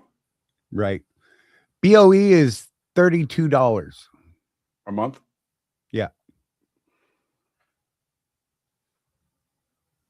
And so you have to have that on both you and Rosie, right? No, the accident reimbursement I have to have on both of us. And okay, right, because BOE is the business. Right. The accident coverage is individual. Right. So the accident reimbursement is $25 a month for one person. I pay $50. And one of the things that we have people ask, and I'll just head this off right away, $25 a month. I mean, what if you don't have an accident for 5 years? Then you just paid more than the hotel cost. That is true. Yeah. But the nature of insurance is it's a roulette bet. That's the closest thing I can come up with in a casino is roulette, Charlie. Right. Yeah. Because if you never need it, then you kind of spent money for nothing. Right? But if you hit red 15 and you need it, right, and you don't have it, you could potentially go bankrupt. Yeah, in a heartbeat. So I have physical damage. I have deductible buyback that lowers the deductible amount that I have to pay in the event of an accident. I don't have glass coverage because I'm a Florida resident. Right. I didn't get the personal effects because I don't think I could afford the amount of money I would need to pay. And Tony will yell at me for saying that to cover all of the crap that I have in my truck. So I'm just going to eat it. Let's just, your laptop alone raises the premium on that. Yeah. I had personal effects for $4,000 because that's what my fancy studio setup in the 2016 cost me. And I want to say that it was like $15 a month. Right. Something like that. Who's that? Jenny in a bottle. Hello. How's everybody doing? Jenny says, turn up the radio. Jenny says, turn up Jenny the from lights. the block. Jenny from the block. My bad. What's her entire title down there? Coach is what? I'm the coachette. Well, that one says coachette. Oh, the coachette. Yeah, because if I could change my avatar and I have a picture of Coach with hair and light makeup. Yes, and it is he's hilarious. So he's so cute. You know, the latest ding on Coach that I really, really liked, Jenny, was that music video that got put out. Oh, we have lots of songs about Coach. We have lots. We have a love ballad. We have a love ballad. We have the I'm the trucker's coach. Yum yum, get you some. Yeah, yum yum, get you some. Yeah, that's one of our favorites. Hang on, I'll go change my profile pic. Hang on, I'll be right back. So then let me finish this up. Personal effects I don't have because my laptop by itself was, like $5,000. Occupational accidents, $130. I pay 2 of those a month because it's for myself and Rosie. We have to have our own. Oh, that's another thing, Charlie. When you're doing the numbers on this, what you have to do apples to apples, take that weekly off of your settlement on Swift, multiply that by 52, Right. and divide by 12. Right. And that'll give you the monthly what you're paying. Right. It's There's important not that you do 4 that. weeks in a month. That doesn't work. Right. Oh yeah, this picture is great. Right? I'm feeling sorry for people on phones right now. So Narc had a picture of Jason Poe with like a priest beanie on and this white shirt or whatever. Yes. So I took that picture, fed it into AI, said, take off the beanie, give it some hair and some light makeup so I could be the coachette. Yeah, it was Pope the Pope. Yeah, Pope the Pope. Or Pope. That hurts my brain. Real quick, hang on. Almost through this. So the business owner's expense. Oh, business owner's expense. That's how it's listed on the. Oh, okay. $32 a month. Non-trucking liability NTL, what Swift calls bobtail, is $29 a month. So my monthly, the way that I'm set up now, is $991. Oh, and my BizDam is $575. Hey, watch your mouth. Yeah, BizDam. Yeah. So my total bill is $991 a month. And keep in mind that he has to double up on OCAC and Right. the accident insurance. Right. Right. You got 2 drivers. Yep. I mean, so for a solo, you could reduce that by 130, 25. That's $150. Yeah. Yeah. I mean, like I said, I had everything as well, Charlie, including glass and personal effects. And on my 16, of course, it was a paid for truck, older model. I was below $200 a month. Right. All in. But I only had to insure it for $40,000. That's what a total loss on that truck would have been. By the way, Trucker's Coach is back rolling. His APU is fixed. Oh, good update. Yeah, thought I'd just let y'all know. I like this. Has Trucker's Coach even run more than 2 loads at Hurricane? I'm just thinking. Well, he had the one the day of the convoy that he didn't get to go on. Right. Right. And so I know he's run 1 load at least. And then the load he was on when his truck broke down. So at least 2 loads, maybe 3 or 4. Who knows? Right. Hey, Alexia, elaborate. It's a little misleading, that statement by itself. Is that just for FizDam? Is that the whole thing? What is it? Right. Is that 5-finger discount? Like your tires. What? Good Lord. I'm sorry, Alexia. Not really. Sorry. Not sorry. Well, don't worry, Alexia. We'll have words after the show. But I mean, you make a statement like, I pay $500 for my 24 kW. What are you paying $500 for? I think she meant VW. Right? Well, because I just broke down all the coverages that I'm paying for at Seabright and broke them down, line by line. And, I finished off my statement saying that I pay $991 a month for all of my coverages. Right. He's jelly pop is what he's saying.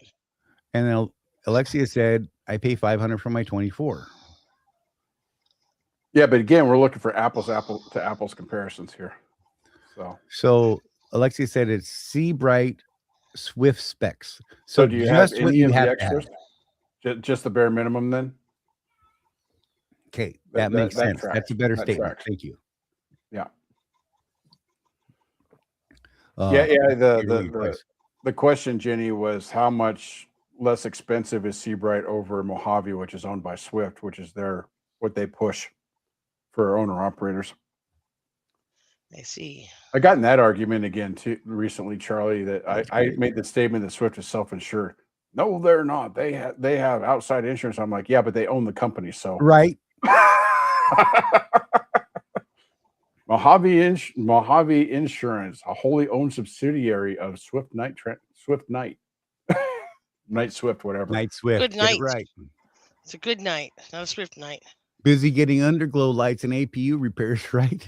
$945 a week plus $100 for the whatever the 100's for. And don't forget, it's the best truck he ever have drove. And he got Right. chicken lights. He got chicken lights. And there's 14,000 lights on it. Yep. God, that guy. Oh, look, Jenny comes in here and we go off the rails. I love it. I'm It's kind of sorry. fun, actually. I just wanted to pop in. I didn't mean like derail the whole show. No, you're again. fine. Look, did you see the first half of the show by any chance? We were actually like doing business stuff. It was So crazy. people I know. like wait with bated anticipation for me to mention my custom Western Star every week. Really? Yep. I And don't. I think we're getting to the point where people are waiting just as much for you to come in and start talking about Coach. Yeah, you were an art. Because both you and Narc, it's just like as soon as you pop in, for some reason, we're like, hey, Truckers Coach. Right? I mean, I don't even like Truckers Coach. I ain't got nothing to do with Truckers Coach. I don't even know Truckers Coach. I made one comment on his post and I got blocked and like thrown off Facebook for the rest of eternity. And I don't That's know, whatever. hilarious. So I'm pretty sure that he probably banned Charlie and I before we even. No, I can get to his stuff. Can you really? Yeah. I can't. So Well, I because, it's so hard not Jimmy, to comment. I tell people all the time, yeah, I had lunch with him one time. He had these like shifty eyes, and I felt like I couldn't trust him. Right. And you know, he's one of those guys that can't take any criticism. So Oh, not at all. Not at all. Let me see. I got a good picture of Jason Pote. Hang on. Let me see. Where's a good picture of Jason Pote? So one day somebody was talking about this is right when he came back to working for maybe this BLC or whoever they were right before this. He kind of dabbled at for a moment. Let's right. see. Let me find this really quick. I think it's on my desktop. Let me see if it says Pote Fish. I mean the Pote Fish. There's a fish. Go ahead, entertain somebody while I look for this. I'll let you know what You are entertaining as all get out. I don't know what you're talking about. I listen to my phone here. Listening to your brain work as you're clicking on stuff is fabulous to me. Although it does say that you're getting to a certain age. I'm just saying. What? Well, when Charlie does that, I try and represent the entire audience and just stare at him. Yeah, he helps. I'm sure. Help. Is that what you call that? Helping. Right. Mm-hmm, right.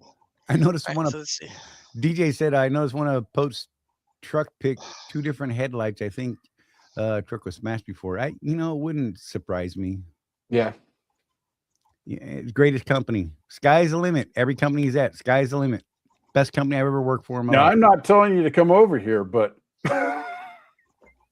it's not for everyone. Right. And he usually starts it before he even ever pulls a load. Best company I've ever been at, man. This is the most fabulous thing I've ever seen in my life. Oh, here it is. I found it. Hang on. All right, move forward. This is Charlie. This would be better for Charlie to do. Alexia, I don't know anything about that. By the way, can you guys discuss Swift potentially removing the rental truck program? I haven't heard anything about it. That's the first I've heard about it. I will look into it and see what I can find out. I know that they've had issues with the truck availability for about the last year. Right. But then again, too, I also point out is like, well, what if you flew to a different terminal? Could you pick one up? Yeah, a lot of people aren't willing to do that. They can't afford a cab ride to the airport. Let's be real. Yeah. Charlie, I'm check in your kind of text. hard mode today. Sorry. Check your text. Oh, That's where they're going to be coming to. Hang on. Let me take a second. I'll send Jeff a message. That's funny. What? Alexia said, I'll send Jeff a message. Okay. Oh, that's not too far off, right? Right. It's pretty close. Holy smokes. It's called a blobfish, a pope fish. Blobfish. It kind of looks like Squidward. It does. So does he, as a matter of fact. Look, would that freak you out? Could you imagine? I believe it's a very deep water fish, but could you imagine pulling that up? Or you're swimming along, you're out there frolicking, this thing pokes its face up at you, that big old floppy nose. You're like, what? Who slipped me what? It's a fish with a face. Oh my God. It looks like, what about you? See, wise guy, eh? That's what that fish, like, if it had a voice, that's what I swear it would sound like that. Oh, it would probably be like, hey, you're a wise guy, eh? I'm just saying. Which sounds just like Pope. What? Mm-hmm. I'm Where sorry. did you send it, Alexia? Tro. He's a tro. I shouldn't make fun of people's affects, but I can't help it sometimes. It's not right, but I am an equal opportunity offender. I mean, I had a buddy that was what you call it, one of Jerry's kids, Mhm. muscular dystrophy, Yeah. and he liked to drink, and he would flip over his electric wheelchair, and I would walk out and see this. This man could flip over an electric wheelchair with a Miller Lite in his hand and not spill a drop. He was dedicated and good at what he did when he did it. And On I would Messenger, laugh. Jeff. On Messenger. Yep. Chop Ah, chop. dang it! It's making me. I would laugh so hard at this guy when he would do things like that. He felt he was transferring from his driver's seat in his van to his wheelchair one day, accidentally hit the power button on the controller on the chair, and then slid forward, kind of fell forward out of the chair. His sleeve caught the joystick for the wheelchair and started grinding him into the lift ramp that was still up because the doors were still closed and the ramp was up, and it was one of those expanded metal grates. Oh my God. I literally fell out of the van cracking up because this guy's sitting there. Chucky! Open the door! It was hilarious. That guy could have died. That's not so funny. That's not so funny. When death is involved, it's not funny. On the ground, watching his face in the cheese grater, and I couldn't move because it was so damn funny. That's mean as shit. Look, things happen. I'll pick on anybody. I don't care. You know what, Charlie? I tell my kids all the time. I say I've been called lots of things before, and nice was never one of them. Right? Equal opportunity offender. I don't me hate too. one type of person. I hate them all. What? Right. I'm just saying, it's a good time. It's easier that way. And if you throw it out there ahead of time, nobody's surprised. And yet they are. I like myself, coffee, and about 3 people. Right? DJ, we got the Raycons. Well, I haven't hauled the load yet, so I don't know. Poke quote. Yeah. That's great. Oh my God. Yeah, so she got a message from her OOC saying that no more loners. Interesting. Oh. That's one of the plus sides to this program, though. So, I mean, I don't know. Did she drive for Hurricane? Oh, no, sorry. Swift. I guess she's out of Edwardsville now. Oh. So. Moving up and out. I don't know. I'll see what I can find out. Yeah, I don't think that's the kind of question that I would get an answer from Brett for not being at Swift anymore. Oh, I'm smart. I can text. You're smart. Oh yeah. I are smart. SMRT. Well, it's like I used to always say, I'm not dumb. I'm not dumb. DUM dumb. Oh my God. Oh my God. So I was singing the song and I was thinking of texting someone else. In fact, I'm going to text Brett. And what did I type? SMA. Right. That's why I can't talk and text at the same time. Oh my God. That is not close to BRE. I know. Well, that's why I'm surprised you didn't type in DUM. Right. That's what I was spelling. And you know those dumb suckers that you get? You know, the little tiny dumb suckers the bank usually gives out or whatever. So I grew up in Montpelier, Ohio, which is just about 10 miles from Bryan, Ohio. And that's where the Spangler Candy Company is. And they make those dumb suckers and Etch-a-Sketches. They make both things in that town. So I picked up out there at the Dum place a couple times, and they always gave me a bag of Dum-Dums. Mm-hmm. Which is great because, you know, diabetes. Yeah. When your blood sugar's low, you just grab one of those. The other good place, Charlie, that still does that is the Post DC here in Salt Lake City. Right. They have a table with a bunch of like boxes of cereal, and drivers can just like grab a box of cereal, take it with them. And Kellogg's? Yeah. And the one here in Memphis? No, the one in Salt Lake City. Oh, there's one in Memphis here too. I don't even know what you just said. I used to get a lot more free stuff when I first started 20 years ago. You know, closed mouth doesn't get fed. Sometimes you got to ask for that shit now. Yeah. True. Look, we tell people that stuff all the time. Look, if exactly, Homer. SMRT. I used to walk around singing that song all the time. People were like, "What the hell is wrong with this guy?" I don't even realize I'm doing it half the time. And it's usually right after somebody says something stupid in front of me, and they're not bright enough to figure out that I'm actually singing to them, because it's weird. And sometimes I'll have to say, "Hey, that song I'm singing, that's for you," and they still don't understand it. So there you go. I used to go around whistling the Looney Tunes song, and people didn't realize that I was thinking of them when I was whistling it. Right? Yeah. So let's have some literary education now. We're going to talk about. Does anyone know who Shel Silverstein is? Was a Of course I do. poet, right? So this is my favorite poem. This is a poem all about Jason Poe. It's really short. We'll do this. Oh God. It's called Smart. My dad gave me $1 bill because I'm his smartest son, and I swapped it to Mort for 2 shiny quarters because 2 is more than 1. And then I took the 2 quarters and traded them to Lou for 3 dimes. I guess he don't know that 3 is more than 2. Just then along came old Blind Bates, and just because he can't see, he gave me 4 nickels for my 3 dimes, and 4 is more than 3. And then I took the nickels to Hiram Coombs down at the seed feed store and gave that fool gave me 5 pennies for him because 5 is more than 4. And then I went home and showed my dad. He got all red in the cheeks. He closed his eyes and shook his head, too proud of me to speak. Yes, that is Pote Business Smarts 101. Yep. I just thought I'd share that with y'all. That's some literary culture for y'all. Some That is fantastic. I don't know if you saw it, but I even highlighted you in the video there, so we could see your magical picture flashing as you spoke those wonderful business advice words. Yes. So how do you not know Shel Silverstein, Charlie?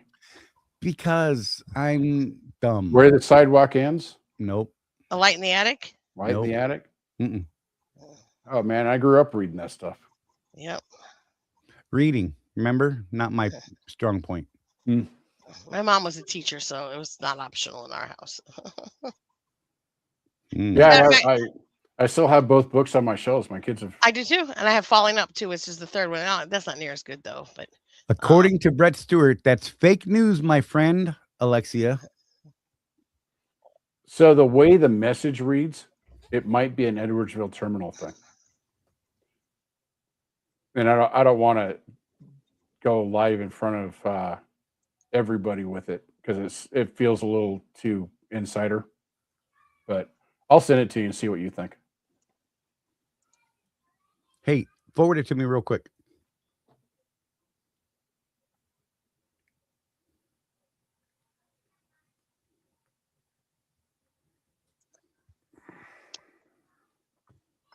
So let me see. While he's doing that, I got one more for you, Charlie, because you'll like this one. This one is a Shel Silverstein. Also, it's one of my 3 favorites. I have 3 favorites. This is my second one. So this one is called. I could not go to school today. That's right. I cannot go to school today, said little Peggy Ann McKay. I have the measles and the mumps, a gash, a rash, and purple bumps. My mouth is wet, my throat is dry. I'm going blind in my right eye. My tonsils are as big as rocks. I've counted 16 chicken pox. And there's one more that's 17. And don't you think my face looks green? My leg is cut. My eyes are blue. It might be instamatic flu. I cough and sneeze and gasp and choke. I'm sure that my left leg is broke. My hip hurts when I move my chin. My belly button is caving in. My back is wrenched and my ankle sprained. My appendix pains each time it rains. My nose is cold. My toes are numb. I have a sliver in my thumb. My neck is stiff. My voice is weak. I hardly whisper when I speak. My tongue is filling up my mouth. I think that my hair is falling out. My elbows bent. My spine ain't straight. My temperature is 108. My brain is shrunk. I cannot hear. There is a hole inside my ear. I have a hangnail and my heart is what? What's that you say? You say today is Saturday. Goodbye. I'm going out to play. Yeah.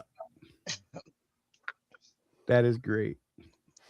That was Charlie, folks, when he was a kid, I'm sure. For real. Just like him. No, that's legit. I actually tried to do the ET thing where Elliot, you remember when Elliot put the thermometer on the light bulb to make it look like he had a temperature? Yeah. I actually tried that when I was a kid. Temperature was 108. And my mom was not amused. The mercury was all the way to the top of the blowing up the end of the thermometer. Yeah. Yeah, I just had to make sure my mom was coming after me with the thermometer that had the blue end on it, not the red end on it. Mhm. If you know, you know. You know, Oh my god. that's for all of you old folks that understand old school thermometers with mercury in them. And don't let that one get broken. Yep. I always noticed that one of ours tasted funny. The one with the red end usually. Okay. On that note, I'm sending that picture on to Brett Stewart. Make sure he knows where it came from. Are you trying to get brownie points or Oh, I No, know. just trying to get to the bottom of it. oh. Yeah, I said it came out of Edwardsville Okay. to a contractor. So you see what I mean? It might just be a terminal-ish thing. I think it is. I think, and I believe way- that Brett way is it- not going to be amused by that at all. The way it's worded. Yeah. What was the terminalish thing I said? Uh, You can't repeat it. It's okay. I get it. yeah. You for sure I shouldn't say it on the air if it's that kind of thing. Yeah. Yeah, let's not. I do look out to protect you a little bit. Normally, I would just be nosy and say, you got to tell me anyways. Like, it's like saying, I have a secret and I'm not telling you. But, I will protect your best interests. I don't want you having to come live with me because you don't have a job anymore because you did something wrong. Yeah. Screw that message. I'm not even sure that that's geared directly at contractors, honestly. I think that seems like a company driver message to me. I don't know. Well, it came from our OOC. That don't mean nothing. Yeah. Let's be real. Because again, Charlie, isn't the rental thing in the contract? Kind of, yeah. Because that was one of the things that once I paid my truck off. Yeah, that was and a bummer. I wasn't an IEL customer anymore. If I broke down, I would have to pay the full lease payment on a truck. Right. That's the rental fee. Let me ask you guys, what kind of ELDs do you use in your Swifties? We're using the It's not Zonar? Geotab anymore, is it? Geotab. Zonar? Which one? Geotab. Yeah. Hamburger, bicycle, banana. Right. I don't know. believe it's Geotab. So in true Swift fashion, it's a proprietary system. I got you. So I'm trying to figure out. I have a driver that had some violations the other day, and they messed up his logbook so incredibly badly that I told this company I'm doing compliance for that this driver must be grounded for the next 8 days because Wow. there's no way that he can pass any kind of a stop with his logs. messed Right. up like there. So one day he wound up with 28 total hours. 25 of them were driving. Wait, Jeff, huh? I want to know how to do that too, Jeff. Wow. Yeah. So first of all, we would start off in the morning when we're getting a tire in PC off duty, getting a tire for Okay. hours and hours, and we advance 4 hours while we're doing it. Right. So that's creative because I don't know how we're off duty PC getting a tire, but we moved 4 hours. Right. Yeah. I mean, and Well, so Just Then to clarify, should not be on PC getting a tire. right, amen. I already told him that too. This Um, way. he ended so the day before. Let me back up a little bit farther. The day before when he ended, he didn't have a full 10 hours in a sleeper berth. He had 8. He ended with a post trip. Started with a post trip. One was on duty. One was off duty. Okay. Then we go into getting a tire, and we're getting a tire. We're getting a tire. I mean, it's just like these little intervals. Like maybe he did little moves at the tire shop, like move over here, move whatever. But then he had like 4 hours of moving from McGarry, North Carolina to Washington, which is 4 hours, I guess ish. And so then after that, he drove normal with normal drive line, and that was fine. And then sometime around Morristown, Tennessee, the fuse fell out of his fuse box. I'm pretty sure. Right. And then after that, Those bumpy roads. yeah, and he was paying such close attention to the road that he didn't notice it until he got to Morrilton, Arkansas, which is an 11-hour trip, which by his ELD shows he did in 3 hours and 22 minutes. So we either have the first supersonic semis It's possible. It's possible. Or you unplugged your unit and plugged it back in around Nashville, in fact, because that's when the ELD alerted me that you had a 14-hour violation, an 11-hour violation, and everything violation. Sit down. So, but it was nice that he came up with Morristown, Tennessee, and Morrilton, Arkansas. So it's kind of like really close. So, like, if somebody's looking back in his logs, it might not catch that really. Right. Right. And so then after that, I think he stopped there for the night-ish and then got up and drove the rest of the way into his home base. But I don't know why he was having to violate hours of service when he didn't deliver till Monday anyway. Right. And this was on a Friday. I'm just saying, like, so I let this owner know that her driver needed to sit out for 5 days because 3 days of them were over the weekend, and he had a load on. I told her he could take that one and deliver it that day because it was just a legal load real close. So go deliver that and get back, and then he's got to park for the next 5 days. And they were like, no, we don't want to impact the whole company by not making money. And I was like, you won't have a company if he runs. Right. Right. This is okay. First, I love the name. Facts don't care about feelings. Mm-hmm. Love that name right there. Hey guys, does anyone know if the new 2027 Cascadia requires fuel pump to be primed after PM? I don't know. I don't know. Well, let's Google this. Hashtag Google for the win. Here I go. Because that's what I do. You know, that's what I do. I find Right. stuff out. Inquiring minds want to know. Most of them will prime themselves though. It's not exactly expeditious at times. Turn the key on without starting the motor. A lot of times we'll get the click, click, click, click. Jigga, jigga, jigga, jigga. The lift pump does its thing. Yeah.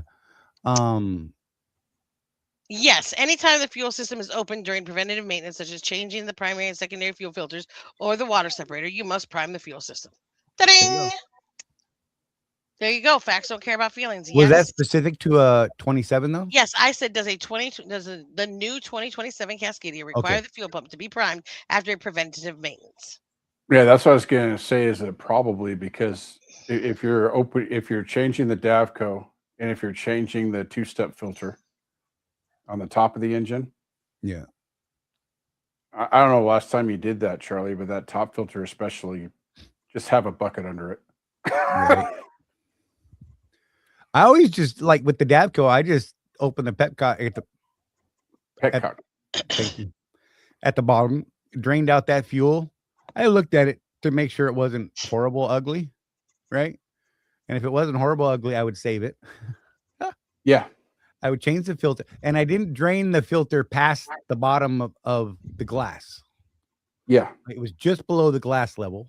So you didn't spill fuel all over the place, but right, you still had fuel in well, there. that, and if you drain the bottom cup, you got to get that much more going in it, and then you actually run the risk of running air through that part of the system, which just causes more problems, longer to prime everything. So I didn't drain past that point, and then I'd pour fuel back in there and call it good. Yeah. Yeah, I don't know. And I never had a problem with it. And typically when, you know, like the ones with the spinny on ones. Mm-hmm. Trying to think. I try to think, but nothing happens. Yeah, I don't know. I think if you're quick about it though, it's usually not a huge problem. I don't know. I've just never really had a problem with it. Going as far back as Chewy. You know, Chewy was actually a pain in the butt to prime sometimes because you'd actually have to rev it up, well, a couple times because, you know, the shop would be, they're like, yeah, you're done, bro. Go hop in the bay and drive your truck away. I'm like, thanks.